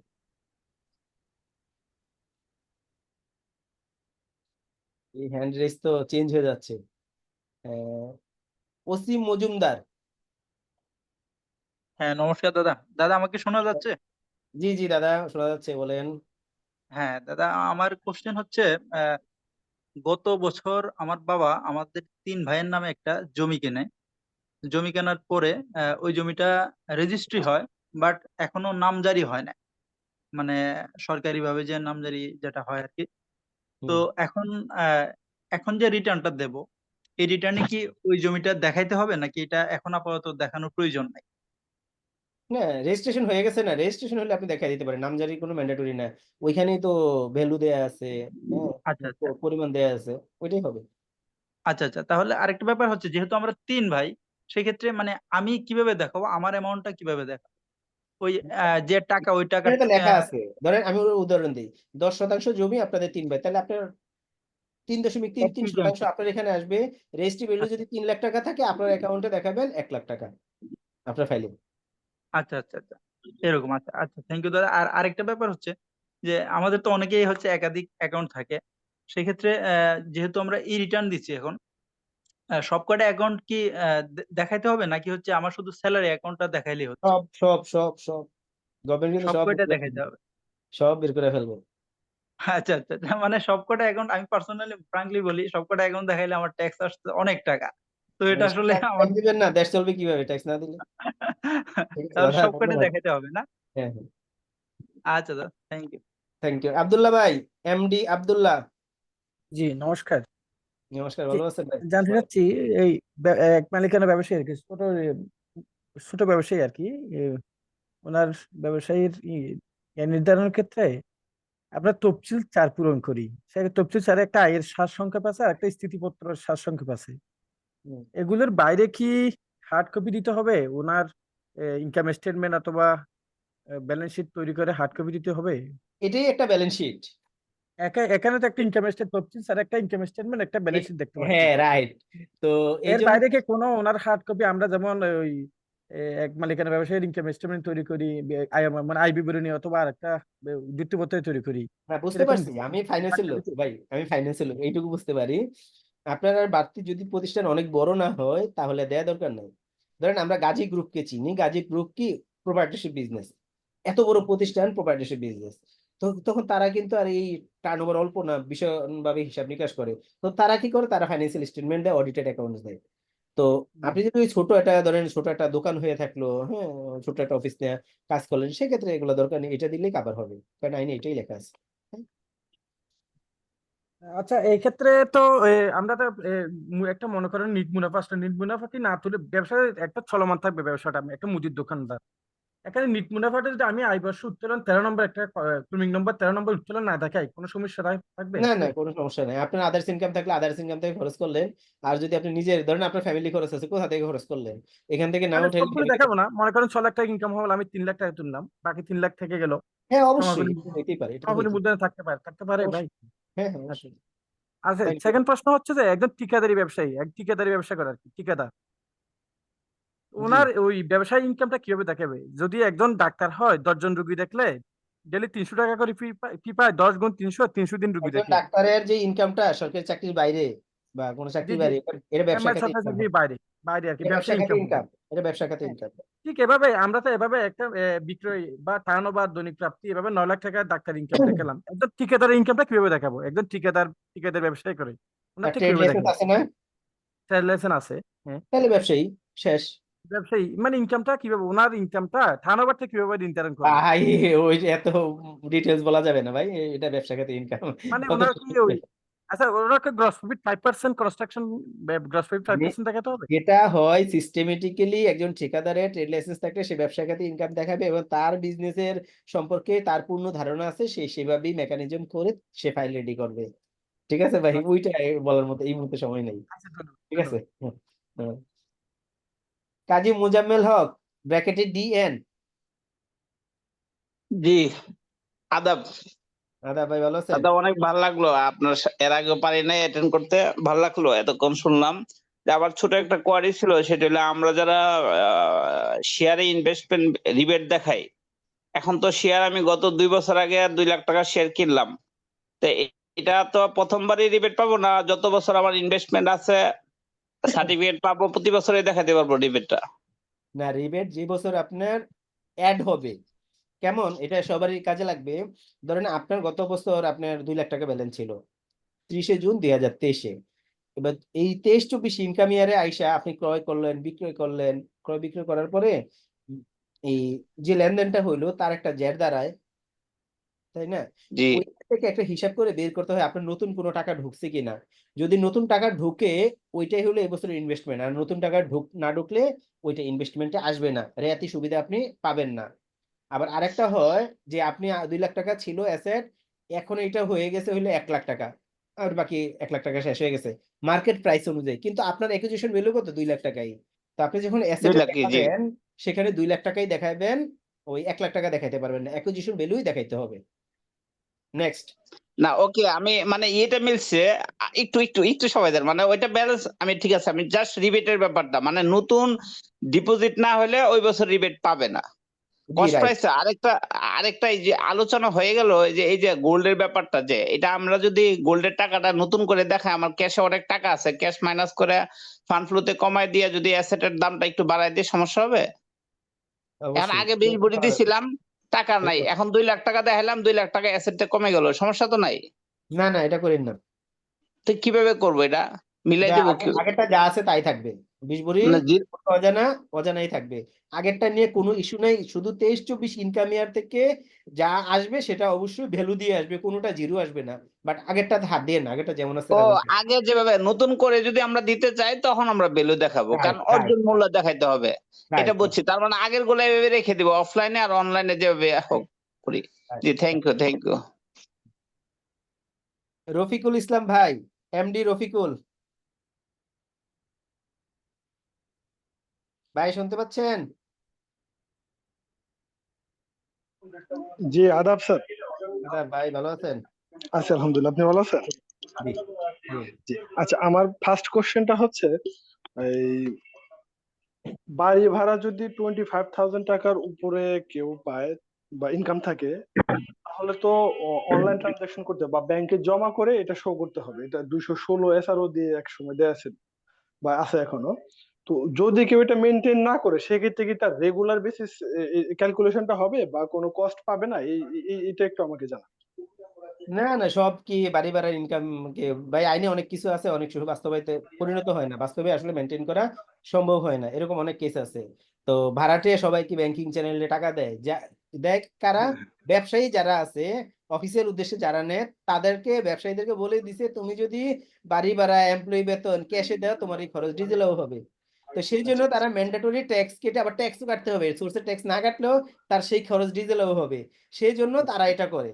কিন্তু যারা আবাসিক ভাবে থাকে তারা আসলে এটা মানে মেনটেন করে না। ভাড়াই দেখাইতে পারবে না, অধিকাংশ লোকই তো ক্যাশ ভাড়া দেয়। জি জি জি, হ্যাঁ হ্যাঁ এটা।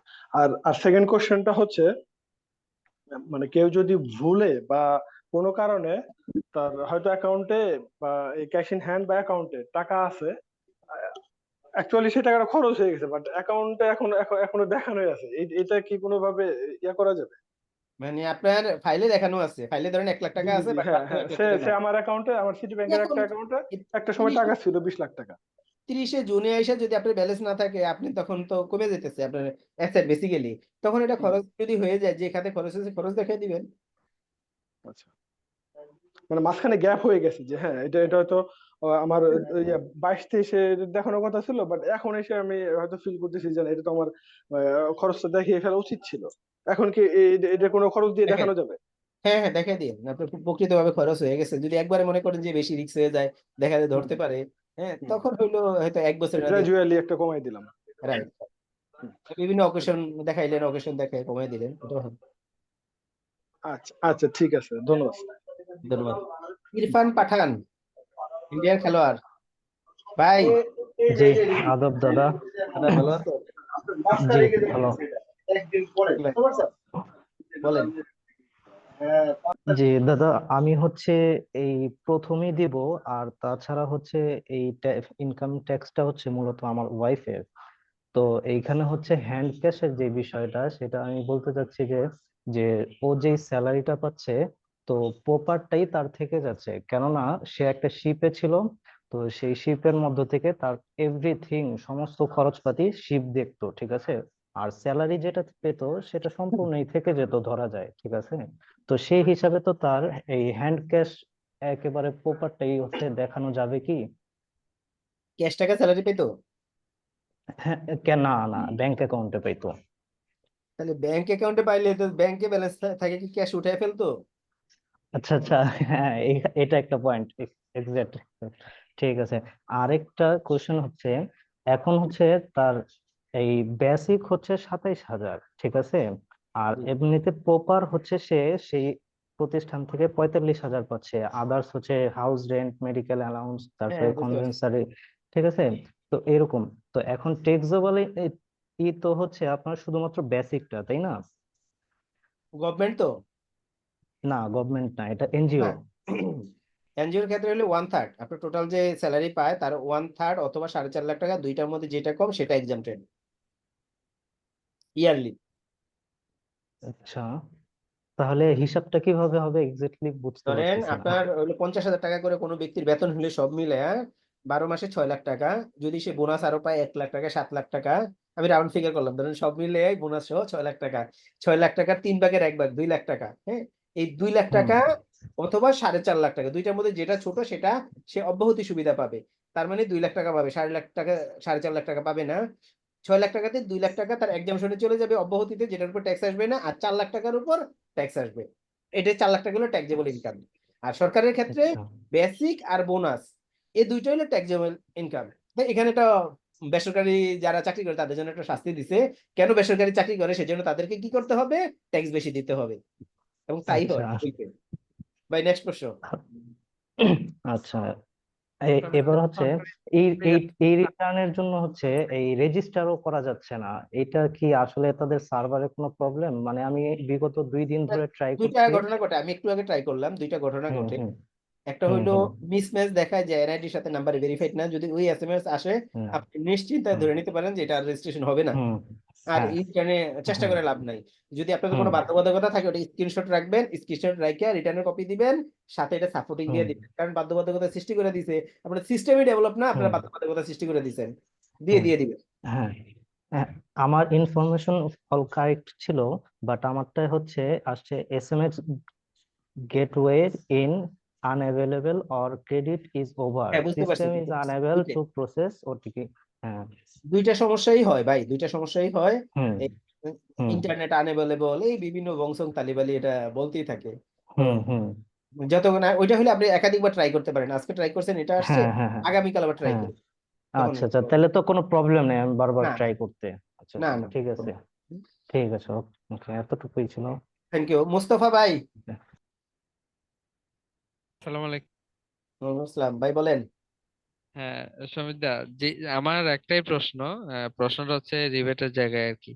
আমরা রিবেটের মধ্যে এই যে প্রভিডেন্ট ফান্ডের নিয়োগকর্তার দান এবং ওন কন্ট্রিবিউশন, এই দুইটা অ্যামাউন্টটা দেখাবো, নাকি প্রতি বছর প্রভিডেন্ট ফান্ডে তো একটা সুদ যোগ হয়, ওটা থেকে তো আবার কোনো ট্যাক্স কাটে না? যেমন আমার এই বছর আমার আমার অংশটা হলো 30,000 এবং প্রতিষ্ঠানের অংশ 30,000, তাহলে 60,000 হলো। এবং দেখা যাচ্ছে যে আমার অংশের মধ্যে সুদ আসলো 5,000, প্রতিষ্ঠান যেটা দিয়েছে সেটার মধ্যে আসলো 5,000, তাহলে আমি ওই রিবেটের কলামে কি 60,000 দেখাবো, নাকি 60,000-এর সাথে আমার 5,000, প্রতিষ্ঠানের 5,000 এবং জোনোটা মিলে 10,000 সহ 70,000 টাকা দেখাবো?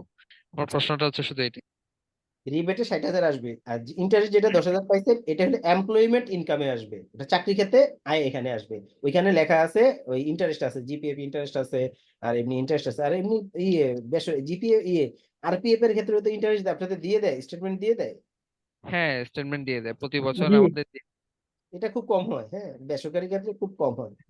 আচ্ছা এটা ওই আপনার 60,000 ইনভেস্টমেন্টে আসবে, 10,000 আপনার এমপ্লয়মেন্ট ইনকামে আসবে। এমপ্লয়মেন্ট ইনকামে, এটা থেকে তো কোনো ট্যাক্স কাটে না না, ট্যাক্সেবল না, না। এটা হ্যাঁ, ট্যাক্সেবল না। ধন্যবাদ ভাই। আসসালামু আলাইকুম দাদা, জি আমি মোস্তফা বলছিলাম। হ্যাঁ জি ভাই, তাহলে আগের জন কে বলছে? আগের জন্য আরেকজন বলে ফেলছে। আচ্ছা আচ্ছা, ঠিক আছে মুস্তফা ভাই বলেন। আচ্ছা, আপনার হচ্ছে ইউটিউবের ভিডিও গুলো আমি বেশ কয়েকটা দেখছি, দেখে আমারটা অলরেডি রেডি করে ফেলছি। আমার দুইটা হ্যাঁ দুইটা প্রশ্ন ছিল। জি সেটা হলো যে গত অর্থ বছরে যখন আয়কর দিছিলাম তখন আয়করে উকিল দ্বারাই দিছিলাম। আয়করে হচ্ছে কিছু লোন দেখানো ছিল ওখানে, মানে লোন জমা দেওয়া ছিল আর কি। উম, মানে অন্যরে ধার দেওয়া ছিল, সেই টাকাটা হচ্ছে এবার পাইছি। এখন সেই টাকাটা আমি কোথায় দেখাবো? আপনার ফাইলে ছিল? হ্যাঁ হ্যাঁ, আয়করে ফাইলে দেখানো ছিল। তাহলে কি হবে, তখন দায় ছিল, মানে একজনের ধার দিছেন, সেটাও আপনার কারেন্ট অ্যাসেট ছিল। এখন এখন যেটা আসছে সেটা যে ব্যাংকে আসুক আর ক্যাশে আসুক, আপনার অ্যাসেটস তো বাড়ছে, মানে এখানে তো ইম্প্যাক্ট হ্যাঁ, নাই। ওই ধারের অপশনটা এবার থাকবে না, এই শেষ। ধরেন আপনি আমাকে কিন্তু অন্য 10,000 টাকা ধার দিছেন, আমি উদাহরণ দিই, আপনি আমাকে 1 লাখ টাকা ধার দিছেন, আপনার ফাইলে কি একটা জায়গায় দেখিয়ে রাখছেন যে আপনি আমাকে 1 লাখ টাকা ধার দিছেন, নাম দিছেন, হ্যাঁ টাকা পরিমাণ দিছেন, এটা কারেন্ট অ্যাসেট, হ্যাঁ মানে অস্থাবর সম্পত্তি। হ্যাঁ এখন আমি আপনাকে দিয়ে দিলাম, দিয়ে দিতে কি হয়েছে, আপনার ওই জায়গা থেকে উঠে যাবে। তাহলে এই টাকাটা হয় আপনি ব্যাংকে রাখছেন অথবা ক্যাশে রাখছেন বা কোনো এক জায়গায় রাখছেন বা খরচ করছেন, যাই করছেন ওইখান থেকে উঠে যাবে, ওইখানে আর হবে না। দ্বিতীয় প্রশ্ন। আচ্ছা, মানে এটা কোথাও দেখাইতে হবে না যে ও মানে পাইছি, এটা দেখাইতে হবে না, না, ক্যাশে বা ব্যাংকে থাকলেই হলো। হ্যাঁ, হিসাব তো এমনি আচ্ছা, মিলে আরেকটা যাবে। আরেকটা প্রশ্ন, যদি ডিপিএস হচ্ছে মানে মেয়াদ পূর্তি হয় বছরের মাঝখানে, হুম। হয়তো 4 মাস অর্থ বছরের ভিতরে 3-4 মাস দেওয়া হয়েছে, তারপরে মেয়াদ পূর্তি হয়েছে, এখন পুরা টাকাটা তাহলে কোথায় দেখাবো? ওই আপনি আগের কেসটার এটা একই, দুইটাই অস্থাবর সম্পত্তি, কারেন্ট অ্যাসেট। আপনি তখন ডিপিএস এর ঘরে দেখাইছেন, এখন ডিপিএস এর ঘরে হবে না। এখন ব্যাংক যদি ডিপিএস ম্যাচিউর হয়ে যায়, ব্যাংক ব্যালেন্সের ঘরে বসে যাবে, কারণ ডিপিএস ভাঙিয়া টাকাটা আপনার সেভিংস অ্যাকাউন্টে আসে। এখন কি হইলো, ওইখানে থাকবে। যদি ওইখানেও না থাকে, আপনি কি করছেন, টাকা উঠে হয়তো খরচ করে ফেলছেন বা অন্য কিছু কিনছেন, ডিপিএস এর টাকা দিয়ে আপনি কি করলেন, স্বর্ণ কিনলেন বা জায়গা কিনলেন, তখন জায়গা বাড়লো, খরচ করলে আপনার অ্যাসেট কমে গেল, আলটিমেট সমান। আচ্ছা, ঠিক আছে দাদা, ধন্যবাদ। ওকে, আচ্ছা, আব্দুল্লাহ আল মামুন ভাই। আসসালামু আলাইকুম। ওয়ালাইকুম সালাম রাসেল, জি। ভাই। আমি লাস্ট 2বার রিটার্ন দিছি, অন্য লয়ার হেল্প করছে, ঠিক আছে। আমি এবার চাচ্ছিলাম যে অনলাইনে আমি নিজে দিব, বাট জি আমি খুবই নতুন আর কি এই বিষয়ে। হ্যাঁ, আমার জি একটু জানার ছিল যে আমার একটা জমি আমি দেখাবো আর কি। হ্যাঁ, তো ওখানে আমি দেখলাম যে লেখা হচ্ছে আপনার 0.65.28 অযুতাংশ বাংলায়। ওইটা আমি কিভাবে দেখাবো আর কি? আমার অংশটা দেখানো হচ্ছে 50 ভাগের 1 ভাগ। পয়েন্ট দিয়ে 0 0 দিয়ে যা আছে ওই তাই দিয়ে দিয়ে, আর ওই পাশে ডেসিমেল আছে, ডেসিমেল দিয়ে দিবেন। 0.28 আছে। তাহলে আরেকটা প্রশ্ন আছে আমার, যে আমার এফডিআর ছিল আর কি গত আয় বর্ষে 2টা। হ্যাঁ, তো ওখান থেকে আমি ৭৪,৪৩৮ টাকা প্রফিট পাইছি 2টা এফডিআর থেকে। আর ওখান থেকে আমার ট্যাক্স কাটছে 10,715 টাকা। হুম। এটা আমি কিভাবে দেখাবো আর কি? হ্যাঁ, এটা কোথায় এটা কিভাবে আপনার দেখাবো? ফাইন্যান্সিয়াল অ্যাসেটস এ গিয়ে ব্যাংক ইন্টারেস্ট বাবদ ইনকাম দেখাবেন, আর সোর্সে অ্যাসেটে তো বাড়বেই। টাকা বাড়লে আগে যদি 10 লাখ টাকা থাকে, এখানে যদি আরো 1 লাখ টাকা পান, 11 লাখ টাকা আপনার অ্যাসেটস এ পরিণত হবে এফডিআর পারপাস। আর সোর্সে যে ট্যাক্সটা কেটে রাখছে সেটা আবার উৎসে সোর্স ট্যাক্স কর্তন দেখাইতে হবে, মানে আপনার জন্য এআইটি সেটা দেখাইতে হবে, দেখাইলে মিলে যাবে। আচ্ছা, এটা আমি হচ্ছে মে মাসে এটা আমি তখনই হোক, ভেঙে ভেঙে ফেলছি, তো মানে ভেঙে আমার ফেলে অ্যাসেট কমে যাবে, মানে ভেঙে ফেলছি এফডিআর এটা আমার। অ্যাসেট কমে যাবে। আচ্ছা, তাহলে আমি ইনভেস্টমেন্টে এটা দেখাইতে পারবো না এই অংশটা। না। 2টা মানে লাস্ট ডেতে আমার ছিল না, এটা 30শে জুন আমার হ্যাঁ, এটা ছিল না, মেতে আমি ভেঙে ফেলছি। right. ঠিক আছে, ওইখানে এফডিআর আর হবে না, ওই যে আগে আচ্ছা, যে এটা দিয়ে আমি আরেকজন সেম এটা দিয়ে আমি জমি এটা দিয়ে আমি জমিতে ইনভেস্ট করছি। ওই জমিটা যদি ইনপুট এই বছর হবে না, জমিটা যেটা কিনলাম সেটা নেক্সট ইনকাম ইয়ারে মানে আসবে আর কি, সেই জন্য এটা প্রেজেন্ট করবো কিভাবে? এটা অ্যাডভান্স আছে, মানে নন কারেন্ট অ্যাসেটে নন এগ্রিকালচার অ্যাসেটস এ একটা অপশন আছে, আর একটা হ্যাঁ, আছে অ্যাডভান্স ফর নন এগ্রিকালচার, মানে যেখানে অ্যাডভান্স দিবেন ওই অ্যাডভান্সের ঘরে দিয়ে দিবেন দ্বিতীয় অপশনটা, রিটার্নে ঢুকলে দেখবেন দ্বিতীয় অপশনটা advance payment for non agriculture আচ্ছা, প্রপার্টি। একটু একটা বিষয় জানা ছিল নতুন যেহেতু, সেটা হচ্ছে আপনার যে অ্যাসেট এবং লাইবিলিটিস, এটা যখন আমি করতে যাই বিভিন্ন সময় দেখি যে মানে ডিফারেন্স দেখায়। তো এটা মিলানোর কোনো টেকনিক আছে কি নতুনদের জন্য? এটা যখন মিলানোর জন্য টেকনিক না, থাকে। এটা একটা ক্যাশ ইনফ্লো আউটফ্লো করতে হয়, আউটফ্লো করে মিলাইতে হয়। তো সেই ক্ষেত্রে যদি কাছাকাছি একটা ডিফারেন্স হয় সেটা ক্যাশ ইন হ্যান্ডে বসিয়ে দিয়ে মিলিয়ে দিবেন। ক্যাশ ইন হ্যান্ডে বসাইলে মিলে যায়। আচ্ছা, ঠিক আছে। Thank you. আবু ইউসুফ ভাই।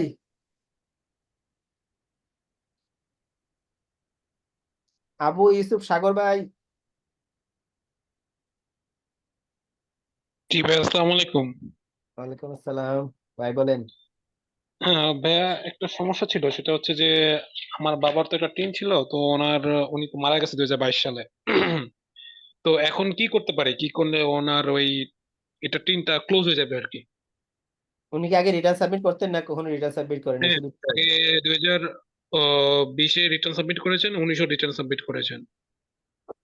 তাহলে ওটা একটা প্রসিডিউর আছে, হ্যাঁ, ওটা ট্যাক্স অফিসে যোগাযোগ করে ওটা সারেন্ডার করে দিয়ে যে ডেথ সার্টিফিকেট দিয়ে একটা ফাইনাল রিটার্ন সাবমিট করতে হবে। ফাইনাল রিটার্ন ডেথ সার্টিফিকেট দিয়ে সরি, ডেথ সার্টিফিকেট দিয়ে হ্যাঁ, ডেথ সার্টিফিকেট লাগবে দিয়ে যে হি ইজ এক্সপায়ার্ড, তো তার ফাইনাল রিটার্ন সাবমিট করতে চাইতেছে এবং ওনার ফাইলে যে অ্যাসেটস গুলো আছে সেগুলো আপনাদের নামে ট্রান্সফার করে নিলে হবে। যে ও অ্যাসেটটা আছে আচ্ছা সেটা আপনারা যত অংশীদার থাকেন আপনাদের আইন অনুযায়ী তাদেরকে দিয়ে দিবেন। আচ্ছা ভাই, আরেকটা কথা, মানে এই যে ট্যাক্স রিলেটেড কোনো বই টই আছে যেগুলো পড়লে পার্সোনাল ইনকাম ট্যাক্স কিভাবে রিটার্ন করা যায় ভালোভাবে সেগুলা জানা যায়? এই রিলেটেড কোনো বই টই আছে ভালো লেখকের বা আপনার? আমারটা সময় লাগবে, আমার আমার বইয়ের কাজ চলতেছে, সময় লাগবে। আগে তো চাকরি করতাম, এখন হলো চাকরি ছাড়ছি, এগুলো নিয়েই আছি, সময় লাগবে। এমনি ভাই কারো বই সাজেস্ট আছে, করবেন অনেক যাতে? বই আছে তো, কিন্তু ওইটা আপনি কোনো শুধু বই পড়ে শিখতে পারবেন না ভাই।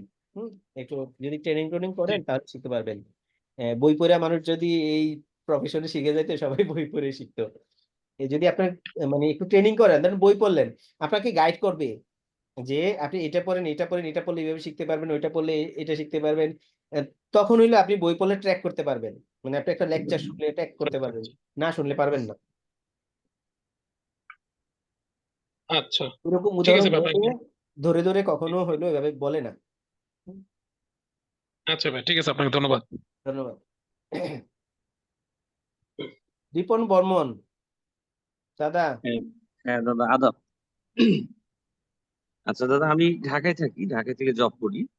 জি তো আমি আমার ভাইয়ের বাসায় থাকি, এজন্য আমার আবাসিক খরচটা একটু অনেকটা কম, এবং আমি জব থেকে যে স্যালারিটা পাই এটা একটা বড় একটা অংশ আমার ছোট ছোট যে ইনভেস্টমেন্ট, যেমন দেখা যায় জমি বন্ধক নেওয়া কৃষিক্ষেত্রে, কিংবা পুকুর চাষ করা এবং গরুর খামার করা, এই জাতীয় ছোট ছোট ইনভেস্টমেন্টে আমি ব্যয় করি। তো আমার এটা ব্যাংকে ব্যয় না, ব্যালেন্সটা কম ইনভেস্টমেন্ট। থাকে। এখন ব্যাংকে ব্যালেন্স কম, কিন্তু আমার এই যে টাকাগুলো আমার ইনকাম হয় এগুলো কিন্তু আমি হ্যান্ড ক্যাশ হিসেবে দেখাতে পারবো কিনা? হ্যান্ড ক্যাশ হিসেবে দেখানোর দরকার নাই, ওইখানে আদার্স একটা অপশন আছে, ওই অপশনে আপনি অ্যাড করবেন এটা এগ্রিকালচার বাবদ, এইটা হইলো মানে অন্যান্য যেখানে যেখানে যেখানে করেন তা লিখে দিবেন। হ্যান্ড ক্যাশ একটা অ্যামাউন্ট দিবেন, আর এগ্রিকালচারের জন্য যা ইনভেস্ট করছেন ওইখানে আরেকটা আদার্স সিগনিফিকেন্ট যে অ্যাসেট আছে ওইখানে লিখে দিবেন যে এগ্রিকালচার পারপাস ইনভেস্টমেন্ট এত টাকা। আচ্ছা দাদা, আরেকটা কোশ্চেন হচ্ছে দাদা, আমি 5 বছর আগে যদি 100টা গাছ লাগাই, সেই গাছ বছরগুলো কিন্তু 5 বছর অনেকটা বড় হয়ে গেছে, এখন সেগুলো যদি বিক্রি করি সেগুলো দেখা যায় আমাকে বিগ একটা অ্যামাউন্ট আসে, 100 বা 200 গাছ। এখন এই যে আমার ইনকামটা আসলো, এই বড় একটা ইনকাম আমি কিভাবে আসলে ব্যালেন্স করে দেখাবো?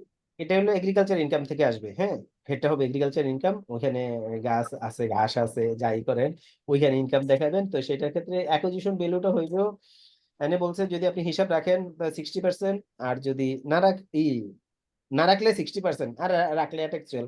তো গাছের জন্য তো আপনি রাখেন নাই স্বাভাবিকভাবে, তখন হ্যাঁ হ্যাঁ। আপনি যতটুকু খরচ দেখাবেন ততটুকু খরচ হবে, বাকিটা আপনার ইনকাম হবে। আচ্ছা দাদা, আমার বাবা মানে দাদা দুইটা ব্যব- দাদা আপনার দুইটা একটা প্রশ্ন। দাদা, এটাই লাস্ট কোশ্চেন। আমার বাবা চায় যে আমার নামে একটা জমি মানে সাবকপলা দলিল হিসেবে আমার নামে কিনে দিতে, কিন্তু আমার যে পরিমাণ টাকা এখন আছে hand cash plus bank balance, মানে এটার চেয়ে একটু বেশি হয়ে যায়। তো এখন এই জমিটা আমি আমার বাবা যদি আমার নামে কিনে দিয়ে যাচ্ছে, এখন আমি এটা কিভাবে নিতে পারি আর কি, এটা যদি আমাকে দেখাতে হয় সেক্ষেত্রে করণীয় কি? এখন দানপত্র করতে গেলে দেখা যায় যে এক্সট্রা খরচ করতে হচ্ছে, সে নিজের নামে কিনে তারপর আমাকে দানপত্র করতে হচ্ছে, সেক্ষেত্রে এক্সট্রা একটা মানে সরকারি খরচ করতেই হচ্ছে। এখন যদি সে আমার নামে কিনে দিতে চায়, কিন্তু আমার তো আসলে আমার ক্যাশ ইনভেস্ট করে হচ্ছে না, এক্ষেত্রে কি করণীয় আর দাদা? টিআইএন আছে? না, তার টিআই নেই।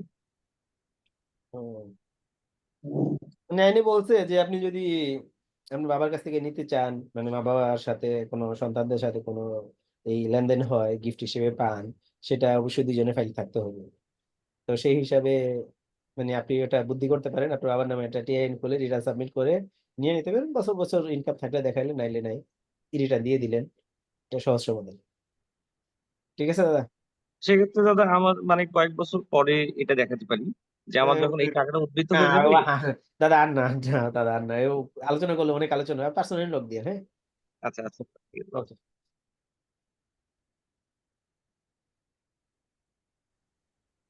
আলাউদ্দিন বিটিসিএল ভাই, আলাউদ্দিন লেখা স্পেস দিয়ে বিটিসিএল, আরেকজন আলাউদ্দিন ছিল এই জন্য স্পেসিফিক করে বলে দিলাম। নমস্কার দাদা। ভাই শুনতে পাচ্ছেন?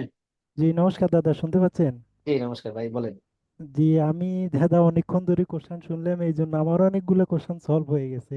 এই কিন্তু রাইট, এখন এটাই হয়, এটাই হয়। হ্যাঁ এখন হলো একটা কোশ্চেন আমার মানে ইয়ে হলো, আমার আর আমার ফ্রেন্ডের নামে একটা জয়েন্ট অ্যাকাউন্ট আছে।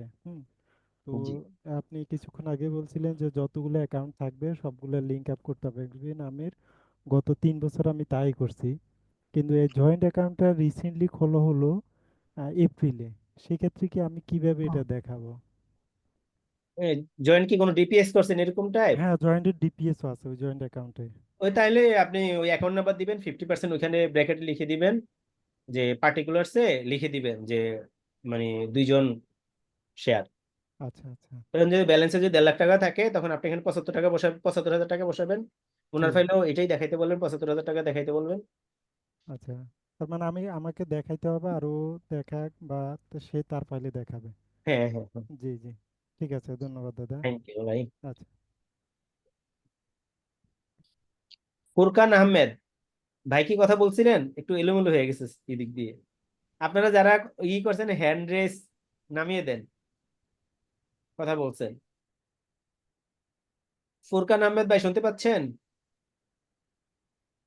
জি শুনতে পাচ্ছি। আসসালামু আলাইকুম। ওয়ালাইকুম সালাম ভাই, বলেন। আচ্ছা, মানে বিয়েতে যে গহনা পাওয়া যায় এটা কোথায় দেখানো, এটা কি মানে ভ্যালুতে দেখানো লাগবে? না, বিয়েতে এই বছর বিয়ে করছেন? না না না, আমাকে একজন জানতে চাইছে আর কি, এটা আমি আপনার কাছে জানতে চাচ্ছি। বিয়ে করলে আগে মিষ্টি খাওয়াবে, তারপরে বলে দিব। আচ্ছা ভাই, যদি আগের কোনো ফাইল থেকে থাকে, আগে যা দেখাইছে এই বছর আইসা ওইখানে কোনো পরিবর্তন হবে না, যা আছে তাই দিবে। যদি আগের ফাইলে 10 ভরি স্বর্ণ দেখাইছে, ভ্যালু শূন্য দেখাইছে, এখনো তাই দেখাবে। এই 23-24 ইনকাম ইয়ারে এসে যদি কোনো এডিশন হয়, সেই বছরে ধরেন কি ম্যারেজ ডে পালন করলো বা বিয়ে করলো, ওই যে গিফট পাবে, গোল্ড পাবে, সেটা অবশ্যই ভ্যালু দিয়ে দেখাবে। Thank you. হুমায়ুন রশিদ ভাই,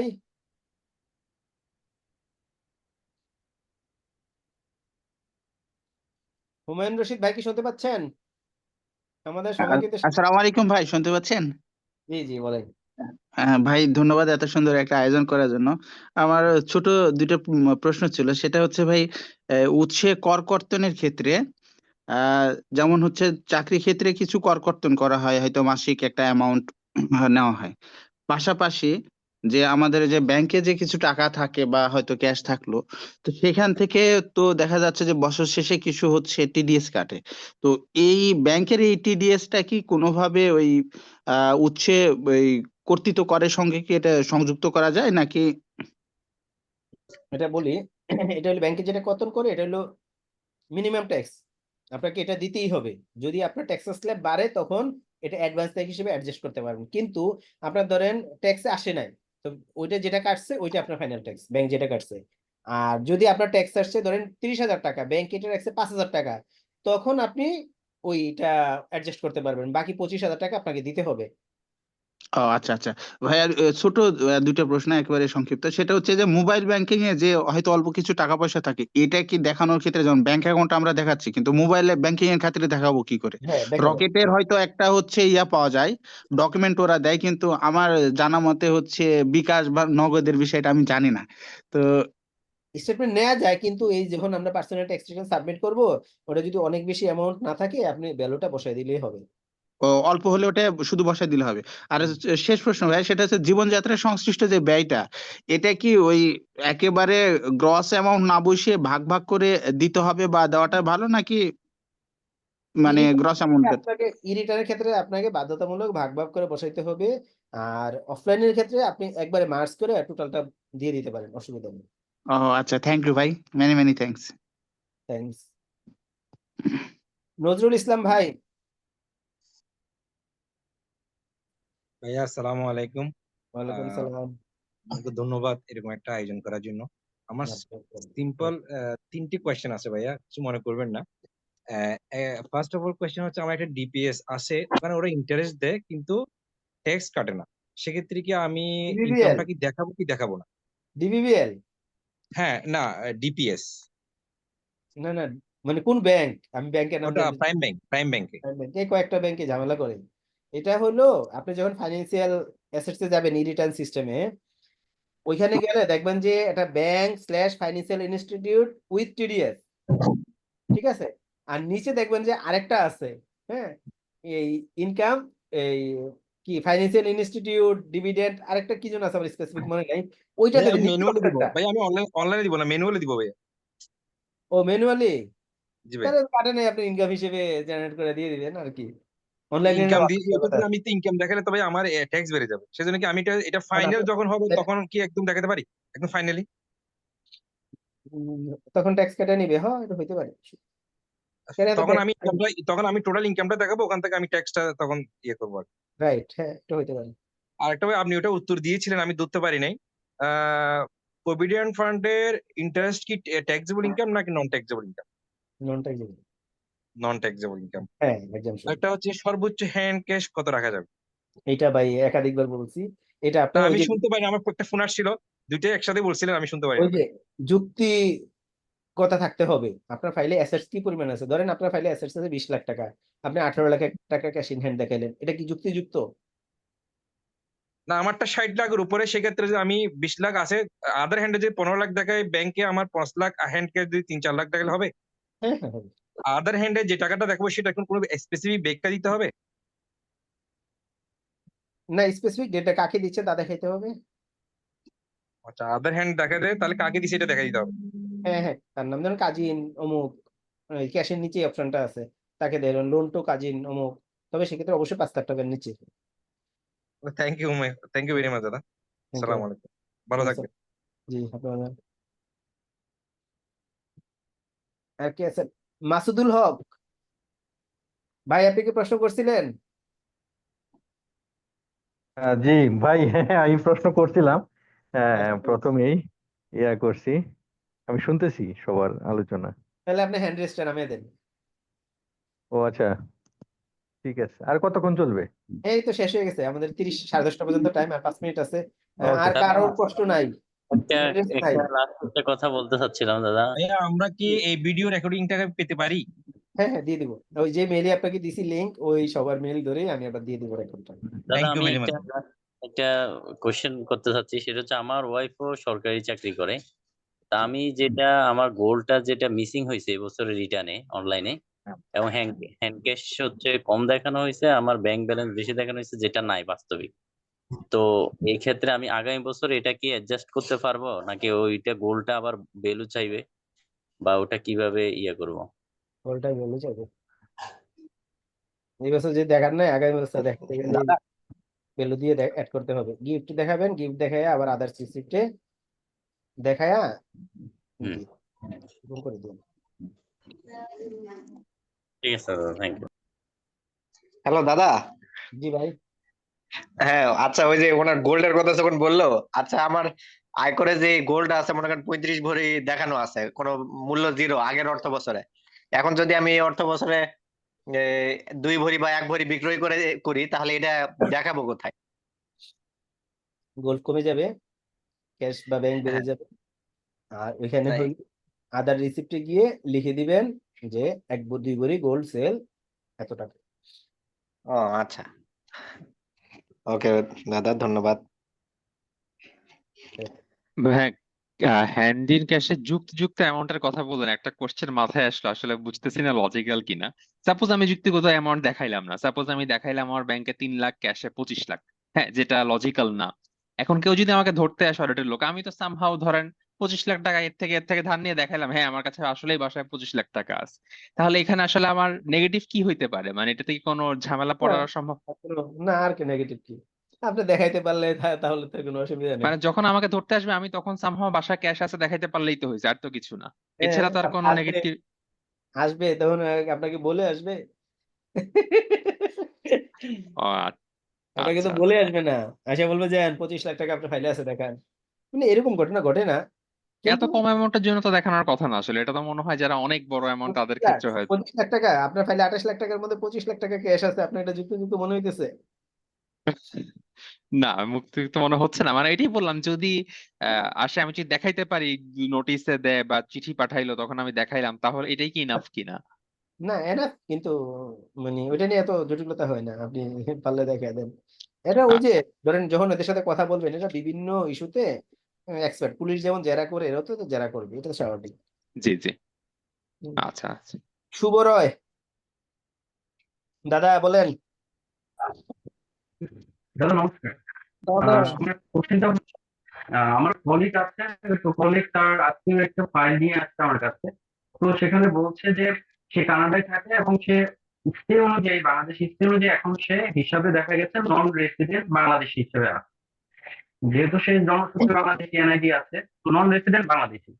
এখন ফাইলের মধ্যে আমি নন রেসিডেন্ট দিয়ে কি তাকে পরামর্শ দিব যে নন রেসিডেন্ট আপনি ঠিক দিয়ে আপনি জেনারেল ভাবে, যেহেতু নন রেসিডেন্ট বাংলাদেশি সে, তাকে জেনারেল ভাবে যেভাবে ট্যাক্স স্ল্যাব আছে সেভাবে হিসাব করে আপনি ক্যালকুলেশন করে ট্যাক্স দেওয়া হয় সেভাবে কাজ করেন না? আমি নন রেসিডেন্ট ফরেনার হিসেবে তাকে তো ঠিক করতে পারবো? কোশ্চেনটা ছিল এই জায়গা। উনি যে নন রেসিডেন্ট এটা প্রুভ করলো কিভাবে? আসলে কি সে তো মানে প্রায় 10 কত বছর বছর থাকে, কত কানাডায় বছর আছে, তো থাকে? আমি তার 10 বছর ধরে আছে। আর আমি তাকে বলছি যে সে ভিসা নিয়ে কতদিন ধরে বাংলাদেশে আসছে, কতদিন ধরে গেছে, সেটা আপনার একটা কথা না হিসাব দেয়। স্পষ্ট আসতেছে না, মানে ভেঙে ভেঙে আসতেছে, মাঝে মাঝে সাউন্ড হচ্ছে কিন্তু স্কিপ হচ্ছে। অন্যরা কি স্পষ্ট শুনতে আসলে পাচ্ছে? নেটের হ্যাঁ আমরা শুনছি। নেটের একটু উনি একটু ভেঙে ভেঙে কেমন যেন শব্দ, কিছু আসতেছে ক্লিয়ার, কিছু আসতেছে না, এরকম হচ্ছে। আচ্ছা আমার আসলে নেটের সমস্যা হচ্ছে সম্ভবত। এখন কি শোনা যাচ্ছে সাউন্ড কিন্তু পর্যাপ্ত, ঠিকভাবে? সাউন্ডে কোনো ইস্যু নাই, কিন্তু আপনার যে বাক্যগুলো মনে হয় যেন ভেঙে যাচ্ছে, একটা আসতেছে একটা আসতেছে না, এই টাইপের হচ্ছে। আচ্ছা আমি তাহলে শর্টকাটে বলি যে আমার নন রেসিডেন্ট বাংলাদেশি হিসেবে ট্রিটমেন্টটা কি হবে ফাইলে, এটা একটু আমি যদি অ্যান্সারটা জানতে চাই যে আমি কিভাবে তাকে পরামর্শ দিতে পারি। নন রেসিডেন্ট মানে হইলো একবার বাংলাদেশ বাইরে ক্যালকুলেশন হবে, তারা কোনো সুবিধাদি পাবে না। আমরা ধরেন দেশে রেসিডেন্সিয়াল হলে যে সুবিধাগুলো পাই, নন রেসিডেন্ট গুলো সেই সুবিধা পাবে না। ঠিক আছে, তারা গ্রস ইনকামের উপর ট্যাক্স ক্যালকুলেশন হবে, এক্সাম্পশন সুবিধা পাবে না, দাদা রেয়াত পাবে না। দাদা আমি যতটুকু জানি নন রেসিডেন্ট বাংলাদেশি হিসেবে তো তারা ভাইয়া ক্রেডিট পাবে বা ট্যাক্স স্ল্যাব তো আমাদের জেনারেল দাদা রেসিডেন্টের মধ্যে tax slab পাবে। দাদা আপনি হলে আমার হ্যাঁ। নাম্বারটা কি আছে, আমি যে এসএমএস করছিলাম, আপনি আমাকে একটা সময় হোয়াটসঅ্যাপে নক দিন, হ্যাঁ? মানে কথাটা ও আপনার আচ্ছা বুঝতে না, মানে আচ্ছা ঠিক আছে দাদা, ধন্যবাদ ধন্যবাদ। Okay. আমাদের সময় মোটামুটি শেষ, সবার প্রশ্ন মোটামুটি শেষ। আর যদি চান একজন প্রশ্ন করতে পারেন। জয়ন্ত ভাই হাত তুলছে, লাস্ট পার্সন, ভাই বলেন। দাদা নমস্কার, শুনতে পাচ্ছেন? জি। আচ্ছা আমাকে কোনো একটা ইনভিটেশনে কেউ যদি আমাকে গিফট দেয়, তাহলে আমাকে যে গিফট দেবে ওনার ফাইলে কি এটা থাকা লাগবে? হ্যাঁ, উনি করে দেখাবে না? কেমন গিফট দিছে, কেমন টাকা? মনে করেন 5 ভরি স্বর্ণ দিছে।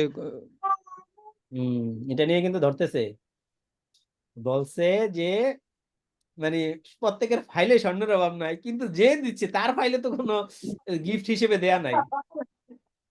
বুঝতে পারছেন? আচ্ছা আচ্ছা তো এটা অবশ্যই থাকা উচিত। সে স্বর্ণ দিছে, তার গিফট থাকবে না? না আপনি এমন কারোর কাছ থেকে নিছেন যে আপনার মানে তার ফাইলে দেখে হবে। আচ্ছা আমাকে মনে করেন যে দিছে তার কোনো ফাইল নাই। ধরেন আপনার মাই তো দিতে পারে, তাই না? হ্যাঁ ইনহেরিটেন্স হবে, ইনহেরিটেড হবে। ঠিক আছে, আমাকে যদি মনে করেন শাশুড়ি দেয়, তাহলে এটাও কি ইনহেরিটেন্স হবে? হ্যাঁ, আপনাকে আর আপনার শাশুড়ি দিবে আপনার বউকে, তা আপনার বউ দেখাবে। আচ্ছা আচ্ছা, বউ তো ফাইল নাই এই জন্য বলছিলাম। ও, আপনার ফাইলে দেখাইতে পারেন, ওটা বউয়ের গহনা হিসেবে। আচ্ছা আচ্ছা, ধন্যবাদ দাদা। সবাইকে অশেষ ধন্যবাদ, ভালো সময় কাটলো আপনাদের সাথে 1.5 ঘন্টার। আমরা মাঝে মাঝে আলোচনা করতে পারি বিভিন্ন ইস্যুতে। আছেন? হ্যালো। জি দাদা, আপনাকে অনেক ধন্যবাদ এত সুন্দর আলোচনা করার জন্য। জি ধন্যবাদ। ধন্যবাদ দাদা। জি মাঝে মাঝে বলুন। একটু মাঝে মাঝে একটু নক করবো একটু সমাধান নেওয়ার জন্য। আমি করি, আমার যতক্ষণ ধরেন শ্বাস আছে চেষ্টা করবেন। এই যে আজকে শরীর বেশি জি ভালো জি না, তাও আমার যেহেতু আপনাদের ছোট সাথে ভাই আমাদের টাইম দিছি সে তো হবে। জি আমাদের আচ্ছা ছোট দাদা, ভাই সমস্যা হবে না দাদা ইনশাল্লাহ ফিজিক্যাল ট্রেনিংটা ক্লাস হবে? একটু আপনাদের হেল্প আপনারা করে দেবো থাকেন, লিভ করেন, আপনাদের একটা স্ক্রিনশট নেই, হ্যাঁ আমি একটু ছবি নেই, লিভ করেন না। সমিত দা একটা একটা হোয়াটসঅ্যাপ গ্রুপ একটু আমি ছবি নিই না, একটা ছবি নিলে ভালো লাগবে। দাদা শুক্রবার কি ফিজিক্যাল ট্রেনিংটা হবে? ভাই একটু বলতেছি, আমি একটা ছবি নিই আপনাদের।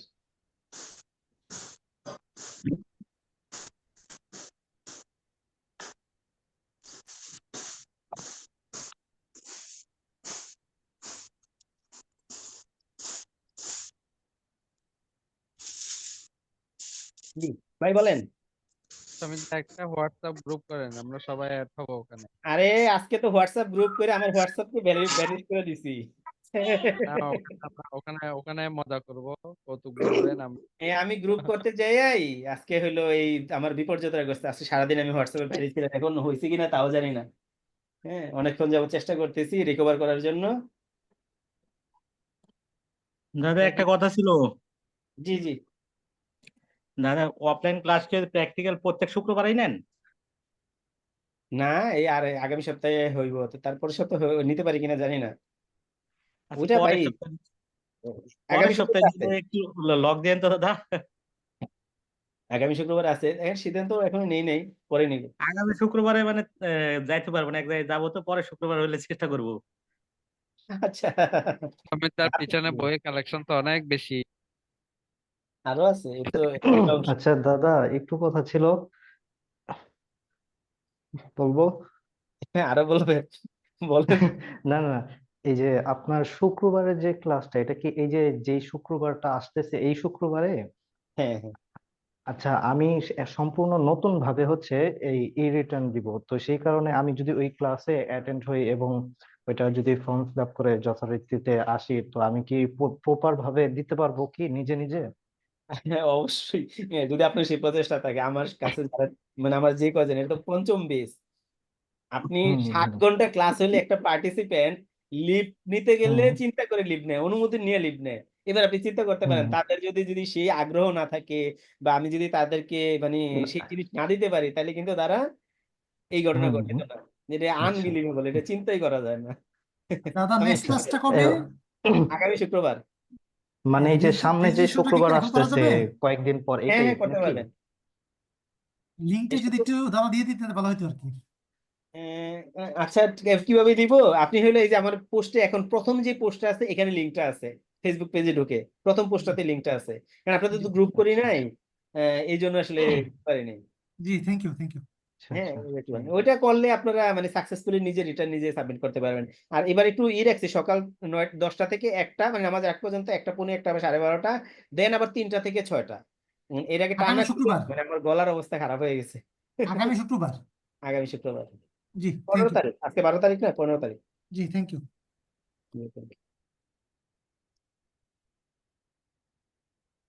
ঠিক আছে, থ্যাংক ইউ। ভাই তো কুমিল্লা থেকে জয়েন করছেন না?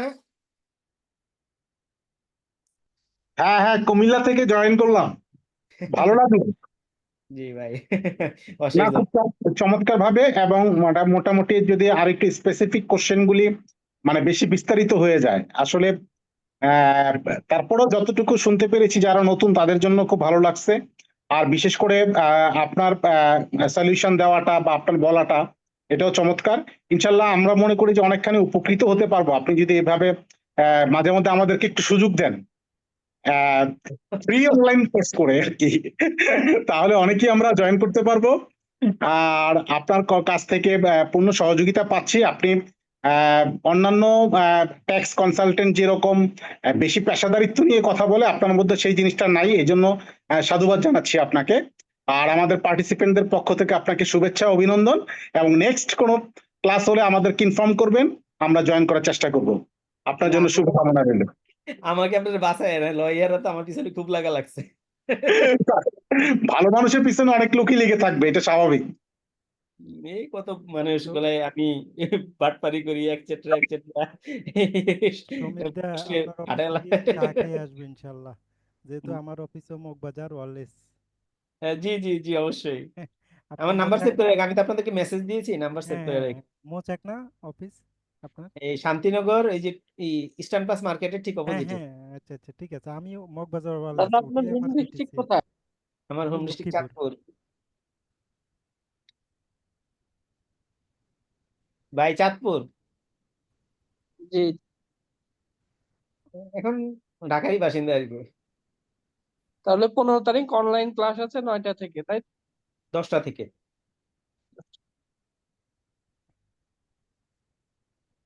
ঠিক আছে জি দাদা। তাহলে, গুড নাইট।